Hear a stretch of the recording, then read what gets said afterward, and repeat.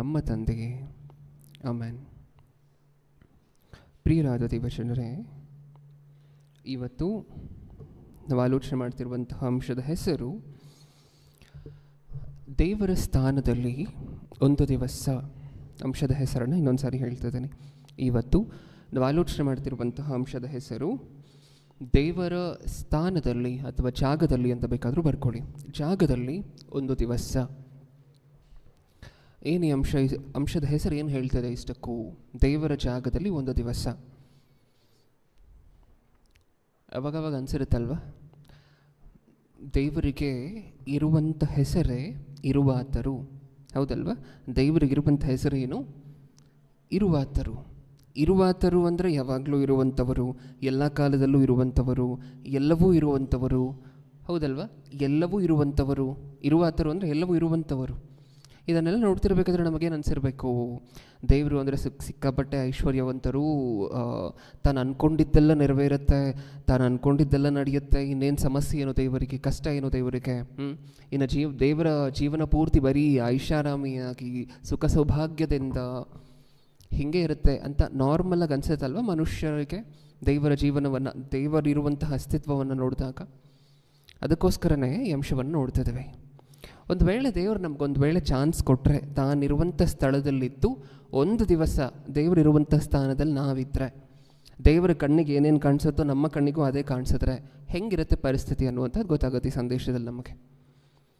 ನಮಗೆ ಅರ್ಥ ಆಯ್ತು ನಾವೇನು ಆಲೋಚನೆ ಮಾಡ್ತಿದ್ದೀವಿ ಅಂತ ಹೇಳಿ.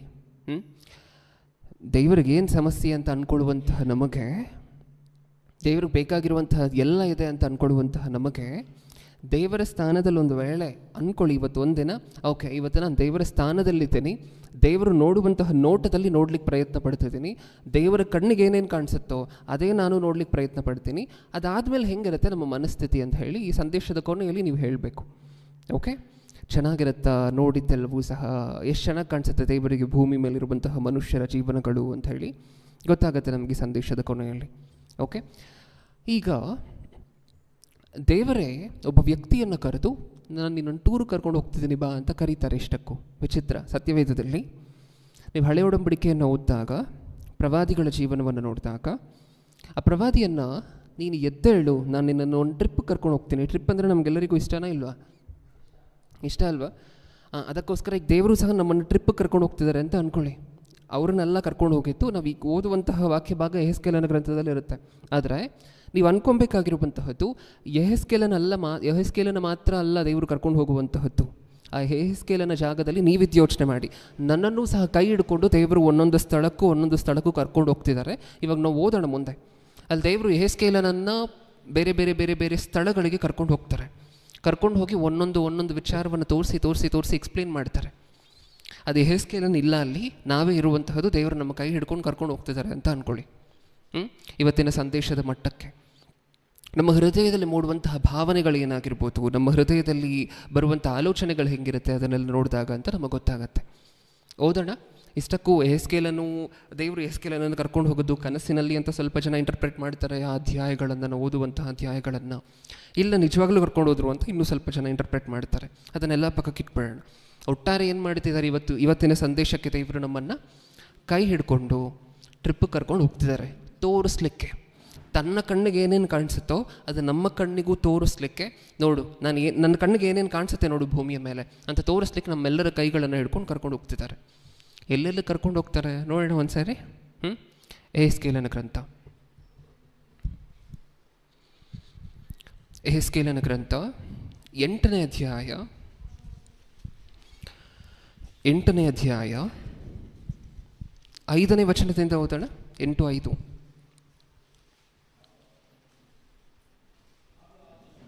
ಆಗ ಆತನು, ನನಗೆ ನರಪುತ್ರನೇ, ಬಡಗಲಿಗೆ ಕಣ್ಣೆತ್ತಿ ನೋಡು ಎಂದು ಹೇಳಿದನು. ಅಂದರೆ ಒಂದು ದಿಕ್ಕು ಕರ್ಕೊಂಡು ಹೋಗ್ತಿದ್ದಾರೆ. ಉತ್ತರ ಅಂತ ಹೇಳಿ ಕರಿತೀವಲ್ವಾ, ಆ ದಿಕ್ಕು ಕರ್ಕೊಂಡು ಹೋಗ್ತಿದ್ದಾರೆ ದೇವರು. ಓಕೆ, ಬಡಗಲಿಗೆ ಕಣ್ಣೆತ್ತಿ ನೋಡು ಎಂದು ಹೇಳಿದನು. ಹಾಗೆ ನಾನು ಬಡಗಲಿಗೆ ಕಣ್ಣೆತ್ತಿ ನೋಡಲು ಇಗೋ ದೇವರನ್ನು ರೋಷಗೊಳಿಸುವ ಆ ವಿಗ್ರಹವೇ ಬಾಗಿಲ ಮುಂದೆ ನಿಂತಿತ್ತು. ಏನ್ ಕಾಣಿಸ್ತದೆ? ಫಸ್ಟ್ ವಿಡಿಯೋದಲ್ಲಿ ದೇವ್ರ ಕೈ ಹಿಡ್ಕೊಂಡು ಕರ್ಕೊಂಡು ಹೋಗ್ತಿದ್ದಾರೆ ಒಂದು ಸ್ಥಳಕ್ಕೆ ಈತನನ್ನ. ಏನು ಕಾಣಿಸ್ತಿದೆ ಅಲ್ಲಿ? ಒಂದು ವಿಗ್ರಹ ಕಾಣಿಸ್ತಿದೆ, ಹೌದಾ? ವಿಚಿತ್ರ ಏನು ಅಂದರೆ, ಕರ್ಕೊಂಡೋದಂತಹ ಸ್ಥಳ ಯಾವುದು ಗೊತ್ತಾ? ದೇವರು ಇರಬೇಕಾಗಿರುವಂತಹ ಆಲಯ, ದೇವರ ತೇಜಸ್ಸು ವಾಸ ಮಾಡಬೇಕಾಗಿರುವಂತಹ ಆಲಯ. ಇದಿಷ್ಟು ಆಲಯದಲ್ಲಿ ನೀವು 8ನೇ ಅಧ್ಯಾಯದ ಏನೇನು ಓದ್ತಿರೋ, ಯಾವ್ಯಾವ ಸಂದರ್ಭಗಳನ್ನು ಓದ್ತಿರೋ ಇವಾಗಲಿಂದ, ಇದೆಲ್ಲವೂ ಸಹ ದೇವರ ಆಲಯದಲ್ಲಿ ನಡೀತಿರುವಂತಹ ವಿಚಾರಗಳು. ಹಳೆಯ ಒಡಂಬಡಿಕೆಯಲ್ಲಿ ದೇವರ ಆಲಯ, ಹಳೆಯ ಒಡಂಬಡಿಕೆಯಲ್ಲಿ ಏನನ್ನು ಪ್ರತಿಬಿಂಬಿಸುತ್ತೆ? ಹೊಸ ಒಡಂಬಡಿಕೆಯಲ್ಲಿ ದೇವರ ಆಲಯ, ಹಳೆಯ ಒಡಂಬಡಿಕೆಯಲ್ಲಿದ್ದಂತಹ ದೇವರ ಪ್ರತ್ಯಕ್ಷ ಗುಡಾರ ಅಥವಾ ಸೊಲೊಮೋನನು ಕಟ್ಟಿಸಿದಂತಹ ದೇವಾಲಯ, ಹೊಸ ಒಡಂಬಡಿಕೆಗೆ ಮುಂದೆ ಬರುವ ಏನನ್ನು ಸೂಚಿಸ್ತದೆ? ಮನುಷ್ಯರ ಶರೀರವನ್ನು ಸೂಚಿಸ್ತದೆ. ಏಕೆಂದರೆ ಹೊಸ ಒಡಂಬಡಿಕೆಯಲ್ಲಿ ದೇವರ ಡ್ವೆಲ್ಲಿಂಗ್ ಪ್ಲೇಸ್ ಯಾವುದು? ದೇವರು ವಾಸ ಮಾಡುವಂಥ ಸ್ಥಳ ಯಾವುದು? ಮನುಷ್ಯರ ಶರೀರ.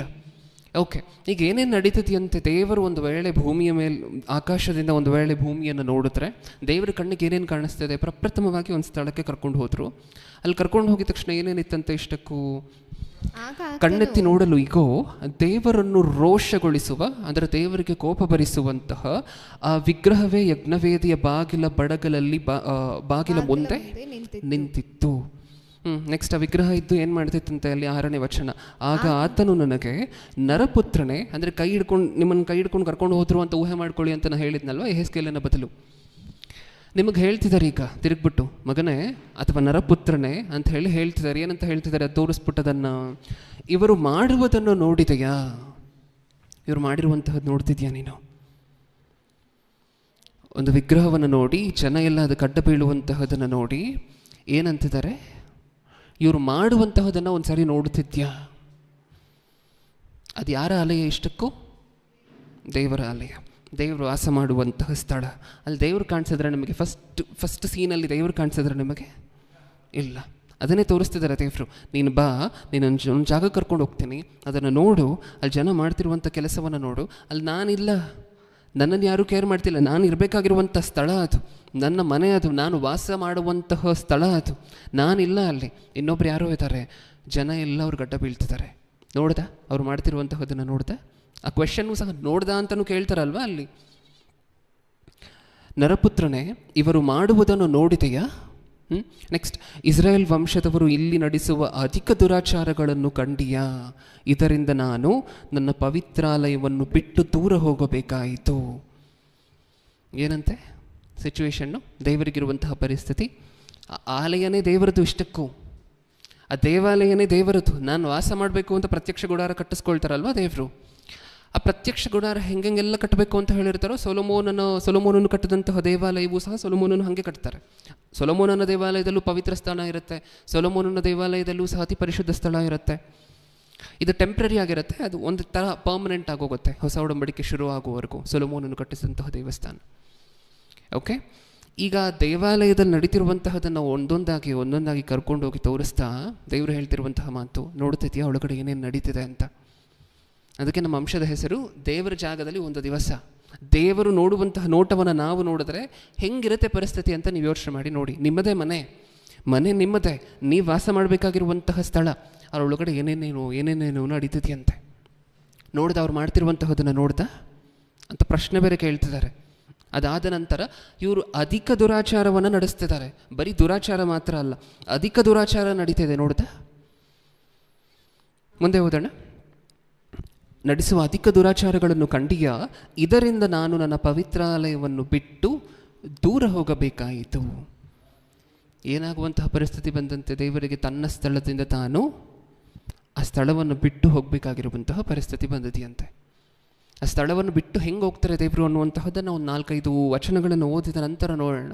ಹೆಂಗೆ ಹೋಗ್ತಾರೆ, ಸ್ಟೇಜ್ ಬೈ ಸ್ಟೇಜ್ ದೇವರು ಡಿಸೀವ್ ಆಗುವಂತಹದ್ದು ಹೆಂಗಾಗುತ್ತೆ ಅನ್ನುವಂಥದ್ದು ನೋಡೋಣ.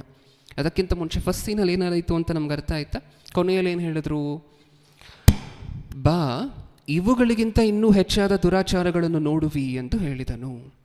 ಇಷ್ಟು ಮಾತ್ರ ಅಲ್ಲ, ನೀನು ಇವಾಗ ನೋಡಿದ್ದು ಬರೀ ಫಸ್ಟ್ ಸೀನ್ ಮಾತ್ರ. ಇನ್ನೂ ನಾನು ಕಣ್ಣಾರೆ ನಾನು ಪ್ರತಿದಿನ ಏನೇನು ನೋಡ್ತಿದ್ದೀನಿ ಗೊತ್ತಾ? ಭೂಮಿ ಮೇಲೆ ನಡೀತಿರುವಂತಹದ್ದನ್ನು ಇನ್ನೂ ಏನೇನು ನೋಡ್ತಿದ್ದೀನಿ ಗೊತ್ತಾ? ಇನ್ನೂ ಎಂತೆಂಥ ದುರಾಚಾರಗಳನ್ನು ನೋಡ್ತಿದ್ದೀನಿ ಗೊತ್ತಾ? ಇದು ನೋಡೋದಲ್ವಾ, ಇದನ್ನು ನೆನ್ಪಿಟ್ಕೋ. ಸೆಕೆಂಡ್ ಸ್ಟೇಜಿಗೆ ಹೋಗೋಣ ಬಾ ಅಂತ ಮತ್ತೆ ಕೈ ಹಿಡ್ಕೊಂಡು ಕರ್ಕೊಂಡು ಹೋಗ್ತಿದ್ದಾರೆ. ಹೌದು, ನಿಮ್ಮನ್ನೊಂದು ಪ್ರಶ್ನೆ ಕೇಳಿದ್ರೆ ಇದನ್ನೆಲ್ಲ ಹಾಗೆ ಹೇಳ್ಬೋದಿತ್ತಾ ಇಲ್ವಾ? ಇದನ್ನೆಲ್ಲ ತೋರಿಸುವುದರ ಬದಲು ಕೈಗೆ ಹಿಡ್ಕೊಂಡು ತೋರಿಸುವಂತಹದ್ರ ಬದಲು, ಕರ್ಕೊಂಡು ಹೋಗಿ ತೋರಿಸುವಂತಹದ್ರ ಬದಲು ಪ್ರತಿ ಸ್ಥಳಕ್ಕೂ ಸಹ ಹಾಗೆ ಹೇಳ್ಬೋದಿತ್ತಾ ಇಲ್ವಾ ದೇವರು? ಹೇಳ್ಬೋದಾಗಿತ್ತಾ? ಯಾಕೆ ಹೇಳಲಿಲ್ಲ ಅಂತ ನಿಮಗೆ ಅನಿಸುತ್ತೆ? ಯಾಕೆ ಹೇಳಿಲ್ಲ ಅಂತ ನಿಮಗೆ ಅನಿಸುತ್ತೆ? ತುಂಬ ಅನ್ಯಾಯ ಆಗೋಗಿದೆ ಅಂತ ಅಂದ್ಕೊಳ್ಳಿ. ಒಬ್ಬ ಮನುಷ್ಯನಿಗೆ ತುಂಬ ತುಂಬ ತುಂಬ ಅನ್ಯಾಯ ಆಗೋಗಿದೆ. ಪೊಲೀಸ್ ಸ್ಟೇಷನ್ಗೆ ಹೋಗ್ತಾರೆ, ಅಲ್ಲೂ ಅನ್ಯಾಯ ಆಗುತ್ತೆ. ಕೋರ್ಟ್ಗೆ ಹೋಗ್ತಾರೆ, ಅಲ್ಲಿಂದ ಅಲ್ಲೂ ಅನ್ಯಾಯ ಆಗುತ್ತೆ. ಸುಪ್ರೀಂ ಕೋರ್ಟ್ಗೆ ಅಪ್ಲೈ ಮಾಡಿ ಹೋಗ್ತಾರೆ, ಅಲ್ಲೂ ಅನ್ಯಾಯ ಆಗುತ್ತೆ. ಸುಮಾರು ಲಕ್ಷಾಂತರ ಕೋಟ್ಯಾಂತರ ರೂಪಾಯಿ ಖರ್ಚು ಮಾಡಿರ್ತಾರೆ ಕೇಸ್ಗೋಸ್ಕರ. ಇವ್ರ ಕಡೆನೇ ನ್ಯಾಯ ಇದ್ರೂ ಸಹ ಅದು ಆಗೋದೇ ಇಲ್ಲ. ಕೊನೆಗೂ ಅದರಲ್ಲಿ ಸೋತು ಹೊರಟೋಗ್ತಾರೆ. ಅವಾಗ ರಸ್ತೆಯಲ್ಲಿ ನಿಂತ್ಕೊಂಡು ಡಿಸ್ಟ್ರೆಸ್ಡ್ ಅಂತ ಹೇಳಿ ಕರಿತೀವಿ ಇವರನ್ನು. ಅಂದರೆ ನೊಂದ ಅಪ್ರಾಪ್ತರು ಅಂತ ಹೇಳಿ ಕರಿತೇವೆ. ಅವ್ರು ರಸ್ತೆಯಲ್ಲಿ ನಿಂತ್ಕೊಂಡು ಕೋರ್ಟ್ ಹೊರಗಡೆ, ಅಲ್ಲಿ ಸುತ್ತ ಜನ ನಿಂತಿರ್ತಾರಲ್ವ, ಸುತ್ತ ಇರುವಂತಹ ಜನರಿಗೆಲ್ಲ ತೋರಿಸ್ತಾರೆ, ನೋಡಿ ಇದೇ ಎವಿಡೆನ್ಸ್. ಅವರು ಲಾಯರ್ ಹತ್ರ ಫೈಲ್ ಮಾಡಿದಂತಹ ಫೈಲು, ಅವರು ಕೋರ್ಟ್ಗೆ ಪಿಟಿಷನ್ ಹಾಕಿದಂತಹ ಪಿಟಿಷನ್ನು ಎಲ್ಲವನ್ನೂ ಸಹ ತೋರಿಸಿ ಹೇಳ್ತಾರೆ ಅಲ್ಲಿರುವಂತಹ ಜನರಿಗೆ. ನೋಡಿ, ನನಗೆ ನಡೆದಿರುವಂಥ ಅನ್ಯಾಯ ನೋಡಿ, ಇದನ್ನು ನೋಡಿ, ಇದನ್ನು ನೋಡಿ, ಈ ಡಾಕ್ಯುಮೆಂಟನ್ನು ನೋಡಿ, ಇದನ್ನು ನೋಡಿ ನಾವು ವಾಟ್ಸಪ್ ಚಾಟ್ಸ್ಗಳನ್ನು ನೋಡಿ. ಗೆಲ್ತೀವಿ ನಾವು ಕೇಸು ಅಂತ ಹೇಳಿದ್ರು. ಕೇಸ್ ನಮ್ಮ ಕಡೆನೇ ಇರುವಂತಹದ್ದು ಅಂತ ಹೇಳಿ, ಆದರೂ ಕೊನೆಗೆ ನನಗೆ ಅನ್ಯಾಯ ಆಗೋಯಿತು ಅಂತ ಹೇಳಿ ತೋರಿಸಿ ಹೇಳ್ತಾರಲ್ವ. ಏನು ವ್ಯತ್ಯಾಸ ಏನು ಇಷ್ಟಕ್ಕೂ? ನಿಮ್ಮನ್ನು ಸಾಧಾರಣವಾಗಿ ಅವರ ಕಷ್ಟಗಳನ್ನು ಕೂತ್ಕೊಂಡು ಹೇಳು ಅಂತ ಹೇಳಿದ್ರೆ ನಾರ್ಮಲಾಗಿ ಕೂತ್ಕೊಂಡು ಸ್ಟೋರಿ ಥರ ಹೇಳ್ತಾ ಹೋಗ್ತಾರೆ ಸ್ವಲ್ಪ ಜನ. ಇನ್ನೂ ಸ್ವಲ್ಪ ಜನ ತೋರಿಸ್ತಾರೆ ತಮ್ಮ ಕಷ್ಟ ಏನು ಅಂತ ಹೇಳಿ ತೋರಿಸ್ತಾರೆ. ನೋಡು ಹೆಂಗೆ ಹೊಡೆದಿದ್ದಾರೆ ನೋಡಿ ನಮ್ಮ ಯಜಮಾನ್ರು ನನಗೆ. ಹೌದಾ? ಯಾವಾಗ ಮಾಡ್ತೀರಾ ಆ ಕೆಲಸವನ್ನು ನೀವು? ತುಂಬ ತುಂಬ ತುಂಬ ನೋವಾಗಿ ಹಂಚ್ಕೊಳ್ಲಿಕ್ಕಾಗದೇ ಇರುವಂತಹ ಪರಿಸ್ಥಿತಿಗೆ ಬಂದಾಗ ನೀವು ತೋರಿಸಿ ಹೇಳ್ತೀರ ಒಂದು ವಿಚಾರವನ್ನು, ತೋರಿಸಿ ಎಕ್ಸ್ಪ್ಲೇನ್ ಮಾಡ್ತೀರ. ಇಲ್ಲಿ ನಡೀತಿರುವಂತಹದ್ದು ಅದೇ ಅಂತ ನಮಗೆ ಅನಿಸುತ್ತಾ? ದೇವರ ಸ್ಥಾನದಲ್ಲಿ ಕೂತ್ಕೊಂಡ್ರೆ ದೇವರಿಗೆ ಏನೇನೆಲ್ಲ ಕಾಣಿಸುತ್ತೆ ಭೂಮಿ ಮೇಲೆ ಅಂದರೆ ಇವೆಲ್ಲ ಕಾಣಿಸುತ್ತೆ. ಭೂಮಿ ಮೇಲಿರುವಂತಹ ಮನುಷ್ಯರನ್ನು ನೋಡಿದ್ರೆ ಒಂದ್ಸರಿ ನೋಡಿದ್ರೆ ಈ ರೀತಿಯಾಗಿರುವಂತಹ ದೃಶ್ಯ ಕಾಣಿಸುತ್ತೆ. ಅಧಿಕ ದುರಾಚಾರ. ಹೌದಾ? ಇನ್ನೂ ಕರ್ಕೊಂಡು ಹೋಗ್ತಾರಂತೆ. ಆವಾಗಲೇ ಹೇಳಿದ್ರಲ್ವ, ಅದೇ ಮೊದಲನೇ ಸೀನಲ್ಲಿ ಹೇಳಿದ್ರಲ್ವ, ಇದನ್ನೇನು ನೋಡ್ತೀಯ, ಇದಕ್ಕಿಂತ ಇನ್ನೂ ದೊಡ್ಡ ದುರಾಚಾರವನ್ನು ಕರ್ಕೊಂಡು ಹೋಗಿ ತೋರಿಸ್ತೀನಿ ಬಾ ನಿನಗೆ. ಮತ್ತೆ ಕರ್ಕೊಂಡು ಹೋಗ್ತಾರೆ. ಅದನ್ನು ನೋಡೋಣ. ಅದೇ 8ನೇ ಅಧ್ಯಾಯ 7ನೇ ವಚನದಿಂದ 6 ತನಕ ಇವಾಗ ಓದಿದ್ವಲ್ವ, 7ರಿಂದ ಓದಿ. ಆಮೇಲೆ ಆತನು ನನ್ನನ್ನು ಪ್ರಾಕಾರದ ಬಾಗಿಲಿಗೆ ಬರಮಾಡಿದನು. ಈಗೋ ಆ ಗೋಡೆಯಲ್ಲಿ ಒಂದು ರಂಧ್ರವು ನನಗೆ ಕಾಣಿಸಿತು. ಆಗ ಆತನು ನನಗೆ, ನರಪುತ್ರನೇ, ಗೋಡೆಯನ್ನು ತೋಡು ಎಂದು ಹೇಳಿದನು. ನಾನು ಗೋಡೆಯನ್ನು ತೋಡಲಾಗಿ ಈಗೋ ಒಂದು ಬಾಗಿಲು ಕಾಣಿಸಿತು. ಆತ ನನಗೆ, ನೀನು ಒಳಹೊಕ್ಕು ಜನರು ಇಲ್ಲಿ ನಡೆಸುವ ಅಸಹ್ಯವಾದ ದುಷ್ಕಾರ್ಯಗಳನ್ನು ನೋಡು ಎಂದು ಹೇಳಿದಾಗ ನಾನು ಹೊಕ್ಕು ನೋಡಿದೆನು. ಮುಂದಿನದನ್ನು ಓದೋಣ. ಇಲ್ಲೇನರ್ಥ ಆಗ್ತದೆ ನಮಗೆ? ಇದೆಲ್ಲ ಬೇಕಾ? ನಾನಾಗಲೇ ಅದಕ್ಕೆ ನಿಮಗೆ ಪ್ರಶ್ನೆ ಕೇಳಿತ್ತು. ಅಲ್ಲಿ ಗೋಡೆ ಇದೆ, ಗೋಡೆಯನ್ನು ತೋಡು ಅನ್ನುವಂತಹದ್ದಾಗಿರ್ಬೋದು, ಅಲ್ಲಿಗೊಂದು ತೂತಿದೆ, ಅದರಲ್ಲಿ ಇವರು ಎಹೆಸ್ಕೇಲನ್ನು ಬೊಗ್ ನೋಡುವಂತಹದ್ದಾಗಿರ್ಬೋದು, ಆಮೇಲೆ ಕದ ತಗಿ ಒಳಗಡೆ ಹೋಗು ಅಂತ ಹೇಳುವಂತಹದ್ದಾಗಿರ್ಬೋದು. ಇದೆಲ್ಲ ತೋರಿಸುವಂಥ ಅವಶ್ಯಕತೆ ಇದೆಯಾ? ಇದೆ. ಅದು ನೋಡಿದ್ರೇ ಅವ್ರಿಗೆ ಅರ್ಥ ಆಗುವಂತಹದ್ದು. ಕೆಲವು ವಿಚಾರಗಳು ಕೇಳಿದ್ರೆ ನಮಗೆ ಅಷ್ಟೊಂದು ಬಂದು ತಟ್ಟೋದಿಲ್ಲ. ಅದು ನೋಡಬೇಕು. ಅದಕ್ಕೆ ಬೇರೆ ಬೇರೆ ಬೇರೆ ಜಾಗಗಳಿಗೆ ಕರ್ಕೊಂಡು ಹೋಗಿ ತೋರಿಸ್ತಿದ್ದಾರೆ. ಇದನ್ನು ನೋಡು, ನನಗೆ ನಡೆದಿರುವಂಥ ಅನ್ಯಾಯವನ್ನು ನೋಡು. ಅಲ್ಲಿ ಮೊದಲನೇ ವಿಚಾರದಲ್ಲಿ ನೋಡಿದ್ವಲ್ವ, ದೇವರನ್ನು ಪಕ್ಕಕ್ಕಿಟ್ಟು ದೇವರಿಗೆ ಇನ್ನು ಎಂಥ ಪರಿಸ್ಥಿತಿ ಬಂದಿದೆ ಅಂದರೆ ತನ್ನ ಆಲಯವನ್ನು ತಾನೇ ಬಿಟ್ಟು ಡಿಪಾರ್ಟ್ ಆಗಬೇಕು, ಹೊರಟೋಗ್ಬೇಕು ಅನ್ನುವಂತಹ ಪರಿಸ್ಥಿತಿ ಬಂದಿದೆಯಂತೆ. ನೋಡ್ದೆ, ನನಗೆ ನಡೆದಂಥ ಅನ್ಯಾಯ ನೋಡ್ದೆ ಬಾ, ಇದಕ್ಕಿಂತ ಇನ್ನೂ ದೊಡ್ಡ ಅನ್ಯಾಯ ನಡೀತಿದೆ, ಅದನ್ನು ತೋರಿಸ್ತೀನಿ ಬಾ. ಈಗ 2ನೇ ಘಟನೆಯಲ್ಲಿದ್ದೀವಲ್ವ, ಇಲ್ಲಿ ಏನು ನಡೀತಿದೆಯಂತ ಇಷ್ಟಕ್ಕೂ ಇನ್ನೊಂದು ಸಾರಿ ಓದೋಣ 7ನೇ ವಚನದಿಂದ. ಆಮೇಲೆ ಆತನು ನನ್ನನ್ನು ಪ್ರಾಕಾರದ ಬಾಗಿಲಿಗೆ ಬರಮಾಡಿದನು. ಈಗೋ ಆ ಗೋಡೆಯಲ್ಲಿ ಒಂದು ರಂಧ್ರವು ನನಗೆ ಕಾಣಿಸಿತು. 8ನೇ ವಚನ. ಆಗ ಆತನು ನನಗೆ, ನರಪುತ್ರನೇ, ಗೋಡೆಯನ್ನು ತೋಡು ಎಂದು ಹೇಳಿದನು. ನಾನು ಗೋಡೆಯನ್ನು ತೋಡಲಾಗಿ ಈಗೋ ಒಂದು ಬಾಗಿಲು ಕಾಣಿಸಿತು. 9ನೇ ವಚನ. ಆತನು ನನಗೆ, ನೀನು ಒಳಹೊಕ್ಕು ಜನರು ಇಲ್ಲಿ ನಡೆಸುವ ಅಸಹ್ಯವಾದ ದುಷ್ಕಾರ್ಯಗಳನ್ನು ನೋಡು ಎಂದು ಹೇಳಿದಾಗ ನಾನು ಹೊಕ್ಕು ನೋಡಿದೆನು. 10ನೇ ವಚನ. ಅಕಟ ಎಲ್ಲ ಜಾತಿಯ ಕ್ರಿಮಿ ಕೀಟಗಳು, ಅಸಹ್ಯ ಮೃಗಗಳು, ಇಸ್ರಾಯೇಲ್ ವಂಶದವರು ಪೂಜಿಸುವ ಸಕಲ ಮೂರ್ತಿಗಳು ಸುತ್ತಲೂ ಗೋಡೆಯಲ್ಲಿ ಚಿತ್ರಿಸಲ್ಪಟ್ಟಿದ್ದವು. ಗೋಡೆ ತುಂಬ ಇಮೇಜಸ್ಸೇ ಅಂತ ಒಳಗಡೆ ಹೋಗಿ ನೋಡಿದ್ರೆ ರೂಮಲ್ಲಿ ಏನು ಚಿತ್ರಗಳು ಅವೆಲ್ಲ, ಏನು ಚಿತ್ರಗಳು ಅವೆಲ್ಲವೂ. ಆ ಗೋಡೆಯ ಮೇಲೆ ಕಾಣಿಸ್ತಿರುವಂಥ ಇವರು ಚಿತ್ರಿಸ್ಕೊಂಡಿರುವಂತಹ ಚಿತ್ರಗಳೆಲ್ಲ ಏನೇನು? ಅದರಲ್ಲಿ ಕ್ರಿಮಿಗಳಿದೆ, ಕೀಟಗಳಿದೆ.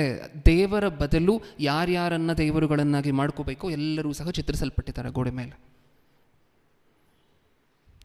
ನಿಮ್ಮದೇ ಮನೆ ಅಂತ ಅಂದ್ಕೊಳ್ಳಿ.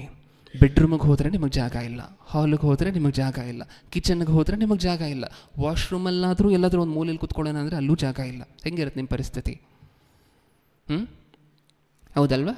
ಅವಾಗ ಕರ್ಕೊಂಡೋಗಿ ತೋರಿಸ್ತೀರ ಪಕ್ಕದ ಮನೆಯವ್ರನ್ನ, ನೋಡು ಇದು ನನ್ನ ಮನೆ, ಕಷ್ಟಪಟ್ಟು ನಾನು ಕಟ್ಟಿಸಿತ್ತು, ಇದಕ್ಕೋಸ್ಕರ ಸಾಲ ಎಲ್ಲ ಮಾಡಿದ್ದು ನಾನು, ಲೋನ್ ಕಟ್ತಿರುವಂತಹದ್ದು ನಾನು. ಹಾಲಲ್ಲಿ ನನಗೊಂದು ಜಾಗ ಇಲ್ಲ. ನನ್ನ ಮಕ್ಕಳು ನನಗೆ ವಾಶ್ರೂಮಲ್ಲೂ ಸಹ ಇರ್ಲಿಕ್ಕೆ ಬಿಟ್ಟಿಲ್ಲ, ಸ್ಟೋರ್ ರೂಮಲ್ಲೂ ಸಹ ಇರ್ಲಿಕ್ಕೆ ಬಿಟ್ಟಿಲ್ಲ, ಬಾಲ್ಕನಿಯಲ್ಲಿ ಕೂತ್ಕೊಳ್ಲಿಕ್ಕೂ ಬಿಡಲ್ಲ ಅಂತ ನೀವು ಹೇಳುವಂತಹದ್ದು ಹೆಂಗಿರುತ್ತೋ, ಕರ್ಕೊಂಡೋಗಿ ಒಂದೊಂದು ರೂಮ್ಗೂ ಹೆಂಗೆ ತೋರಿಸಿ ಬರ್ತಿರೋ, ಇಲ್ಲಿ ದೇವ್ರು ತೋರಿಸ್ಕೊಳ್ತಿದ್ದಾರೆ ಪಾಪ ತನಗೆ ನಡೆದಂತಹ ಅನ್ಯಾಯ. ನೀವು ಸತ್ಯವೇದದಲ್ಲಿ ನೋಡುವಂತಹ ಅಷ್ಟೋ ಘಟನೆಯಲ್ಲಿ ವಿಚಿತ್ರ ಏನು ಅಂತ ಹೇಳಿದರೆ, ಡಿಸ್ಟ್ರೆಸ್ಡ್ ಯಾರು ಅಂದರೆ ದೇವ್ರೆ, ಶೋಷಿತರು ಅಂದರೆ ಶೋಷಣೆಗೊಳಗಾಗಿರುವಂತಹ ವ್ಯಕ್ತಿ ಅಂದರೆ ದೇವ್ರೆ, ಅನ್ಯಾಯಕ್ಕೊಳಗಾಗಿರುವಂತಹ ವ್ಯಕ್ತಿ ಅಂದರೆ ದೇವ್ರೆ. ಹೌದಾ? ಪ್ರತಿ ಸರಿನೂ ಮೋಸ ಮಾಡ್ತಿರುವಂತಹದ್ದು ಯಾರು? ನಾವೇ, ಭೂಮಿ ಮೇಲಿರುವಂತಹ ಮನುಷ್ಯರು. ಇಲ್ಲಿ ಚಿತ್ರಗಳಂತೆ ಸುತ್ತಲೂ ಸಹ ಚಿತ್ರಗಳು ಚಿತ್ರಿಸಲ್ಪಟ್ಟಿವೆ. ಇಷ್ಟಕ್ಕೂ ಆ ರೂಮಲ್ಲಿರುವಂತಹದೆಲ್ಲ ಯಾರು ಅಂದರೆ ಹಿರಿಯರು, ಯಾಜಕರು, ಜನರನ್ನು ಕರೆಕ್ಟಾಗಿ ನಡೆಸಬೇಕಾಗಿರುವಂತಹ ಜನ, ಆ ರೂಮಲ್ಲಿರುವ ಒಳ್ಳೆ ಕೋಣೆಯಲ್ಲಿರುವಂಥವರು. ಇವ್ರು ಒಳಗಡೆ ಇದ್ಕೊಂಡು ಏನು ಅಂದ್ಕೊಂಡಿದ್ದಾರೆ ಅಂದರೆ ದೇವರು ನಮ್ಮನ್ನು ನೋಡಲ್ಲ. ಆದರೆ ಅನ್ಫಾರ್ಚುನೇಟ್ಲಿ ದೇವರು ಏನಂತಿದ್ದಾರೆ ಅಂದರೆ, ನೀವು ನನ್ನ ಸ್ಥಾನದಲ್ಲಿ ಬಂದಿರಿ, ನನಗೆ ಇವೆಲ್ಲ ಕಾಣಿಸುತ್ತೆ, ಈ ಗಲೀಜೆಲ್ಲ ನೋಡಬೇಕಾಗಿರುವಂತಹ ಪರಿಸ್ಥಿತಿ ನನಗೆ. ಇವ್ರು ರೂಮಲ್ಲಿ ಏನು ಮಾಡ್ತಿದ್ದಾರೋ ಕಾಣಿಸುತ್ತೆ, ಇವ್ರು ಕಿಚನಲ್ಲಿ ಏನು ಮಾಡ್ತಿದ್ದಾರೋ ಕಾಣಿಸುತ್ತೆ, ಇನ್ನೊಂದು ಕಡೆ ಏನು ಮಾಡ್ತಿದ್ದಾರೋ ಕಾಣಿಸುತ್ತೆ. ಎಲ್ಲ ಸೇರಿ ಏನು ಮಾಡ್ತಿದ್ರಂತ ಇಷ್ಟಕ್ಕೋ ಡ್ರಾಯಿಂಗ್ಸ್ ಎಲ್ಲ ಮಾಡಿಕೊಂಡು 11ನೇ ವಚನದಿಂದ, ಇಸ್ರಾಯೇಲ್ ವಂಶದ 70 ಮಂದಿ ಹಿರಿಯರು ಅವರ ಮಧ್ಯದಲ್ಲಿ ಶಾಫಾನನ ಮಗನಾದ ಯಜಾನ್ಯನು ತಮ್ಮ ತಮ್ಮ ಕೈಗಳಲ್ಲಿ ಧೂಪಾರತಿಗಳನ್ನು ಹಿಡಿಕೊಂಡು ಆ ಚಿತ್ರಗಳ ಮುಂದೆ ನಿಂತಿದ್ದರು. ಧೂಪದ ಸುವಾಸನೆಯು ಧೂಮವು ಮೇಘವಾಗಿ ಏರುತ್ತಿತ್ತು. ಏನು ಮಾಡ್ತಿದ್ದಾರಂತೆ? ಆ ಚಿತ್ರಗಳಿಗೆ ಆರಾಧಿಸ್ತಿದ್ದಾರೆ. ಅದು ವಿಚಾರ. ಹೊರಗಡೆ ಇನ್ನೊಂದು ರೂಮಲ್ಲಿ ನೋಡಿದ್ರೆ ಮೂರ್ತಿಗಳಿಗೆ ಅಡ್ಡ ಬೀಳುವಂತಹ ಜನರನ್ನು ನೀವು ನೋಡಿದ್ರಿ. ಇಲ್ಲಿ ನೋಡಿದ್ರೆ ಚಿತ್ರಗಳು ಬಾಗಿಲು ಬೇರೆ ಹಾಕ್ಕೊಂಡು ಚಿತ್ರಗಳನ್ನು ಇದು ಮಾಡಿಕೊಂಡು ಡ್ರಾಯಿಂಗ್ಗಳನ್ನು ಮಾಡಿಕೊಂಡು ಡ್ರಾಯಿಂಗ್ಗಳಿಗೆ ಆರಾಧನೆ ಮಾಡುವಂತಹ ಜನರನ್ನು ನೀವು ನೋಡ್ತಿದ್ದೀರ. ಅಲ್ಲೂ ದೇವ್ರು ಕಾಣಿಸಿಲ್ಲ. ನೀವು ಮೊದಲನೇ ರೂಮಲ್ಲಿ ಕರ್ಕೊಂಡು ಹೋಗಿ ತೋರಿಸಿದ್ರಲ್ವ ದೇವರು, ಆ ಸ್ಥಳದಲ್ಲೂ ಸಹ ದೇವರು ಕಾಣಿಸಿಲ್ಲ, ಈ ಸ್ಥಳದಲ್ಲೂ ಸಹ ದೇವರು ಕಾಣಿಸ್ತಿಲ್ಲ. ಇವಾಗ ಏನಂತಾರೆ ದೇವರು? ಅದೇ ಮತ್ತೆ ಮೊದಲನೇ ಸರಿ ಏನು ಹೇಳಿದ್ರು ಮತ್ತೆ ಅದನ್ನು ಹೇಳ್ತಾರೆ ನೋಡಿ. 12ನೇ ವಚನ, ಆಗ ಆತನು ನನಗೆ, ನರಪುತ್ರನೇ, ಇಸ್ರಾಯೇಲ್ ವಂಶದ ಹಿರಿಯರೆಲ್ಲರೂ ನಾನಾ ರೂಪಗಳಿಂದ ಚಿತ್ರಿಸಲ್ಪಟ್ಟು ತಮ್ಮ ತಮ್ಮ ಕೋಣೆಗಳೊಳಗೆ ಕತ್ತಲಲ್ಲಿ ನಡೆಸುವ ಕೆಲಸವನ್ನು ನೋಡಿದ್ಯಾ? ಮೊದಲನೇ ಸರಿ ಇದೇ ಪ್ರಶ್ನೆ ಕೇಳಿದ್ರಲ್ವ, ನೋಡ್ದ ನೀನು? ಅವ್ರು ಮಾಡುವಂತಹದ್ದು ನೋಡ್ದ? ನನಗಾದಂತಹ ಅನ್ಯಾಯವನ್ನು ನೋಡ್ದ ನೀನು? 2ನೇ ಸರಿನೂ ಇದೇ ಪ್ರಶ್ನೆ ಕೇಳ್ತಿದ್ದಾರೆ, ನೋಡ್ದ ಇದನ್ನು? ನನಗಾದಂತಹ ಅನ್ಯಾಯ, ನನಗೆ ಇವರು ಮಧ್ಯೆ ಆಗ್ತಿರುವಂತಹ ಅವಮಾನವನ್ನು ನೋಡ್ತಿದ್ಯಾ? ಮುಂದೆ ನೋಡಿದೆಯಾ? ಯೆಹೋವನು ನಮ್ಮನ್ನು ನೋಡನು, ಯೆಹೋವನು ದೇಶವನ್ನು ತೊರೆದು ಬಿಟ್ಟಿದ್ದಾನೆ ಎಂದು ಮಾತಾಡಿಕೊಳ್ಳುತ್ತಾರಷ್ಟೇ ಎಂಬುದಾಗಿ ಹೇಳಿದನು. 13ನೇ ವಚನ, ಆಮೇಲೆ ಆತನು ನನಗೆ, ಇಷ್ಟೇ ಅಲ್ಲ, ಇವುಗಳಿಗಿಂತ ಇನ್ನೂ ಹೆಚ್ಚಾದ ದುರಾಚಾರಗಳನ್ನು ನೋಡುವಿ ಎಂದು ಹೇಳಿ ಕರ್ಕೊಂಡು ಹೋಗ್ತಾರೆ. ಹೌದಾ? ಮೊದಲನೇ ಸರಿ ಇದನ್ನು ಹೇಳಿದ್ರಲ್ವ ದೇವರು. ಇದು ಫಸ್ಟ್ ಸೀನ್ ಮಾತ್ರ ಮಗನೇ. ಇನ್ನು ನನಗಾಗುವಂಥ ಅನ್ಯಾಯ ಯಾಕೆ ಹೇಳ್ತೀಯ ಭೂಮಿ ಮೇಲಿರುವಂತಹ ಮನುಷ್ಯರಿಂದ? ತೋರಿಸ್ತೀನಿ ಬಾ ಅಂತ ಎರಡನೇ ಕಡೆ ಕರ್ಕೊಂಡು ಬಂದ್ರೆ, 2ನೇ ಜಾಗಕ್ಕೆ ಕರ್ಕೊಂಡು ಬಂದು ಮತ್ತೆ ಅದನ್ನು ತೋರಿಸಿ ಮತ್ತೆ ಹೇಳ್ತಿದ್ದಾರೆ, ಇಷ್ಟೇ ಅಲ್ಲ, ಇದಕ್ಕಿಂತ ಇನ್ನು ಹೆಚ್ಚಾದ ದುರಾಚಾರಗಳನ್ನು ತೋರಿಸ್ತೀನಿ ಬಾ. ಹೆಂಗೆ ಕಾಣಿಸ್ತಿದ್ದಾರೆ ನಿಮಗೆ ದೇವರು ಈ ದೃಶ್ಯಗಳಲ್ಲೆಲ್ಲ? ಹೆಂಗೆ ಕಾಣಿಸ್ತಿದ್ದಾರೆ? ನೊಂದು ಬೆಂದು ಸಂತ್ರಸ್ತರಾಗಿ, ಎಲ್ಲೂ ನ್ಯಾಯ ಸಿಕ್ಕತೆ.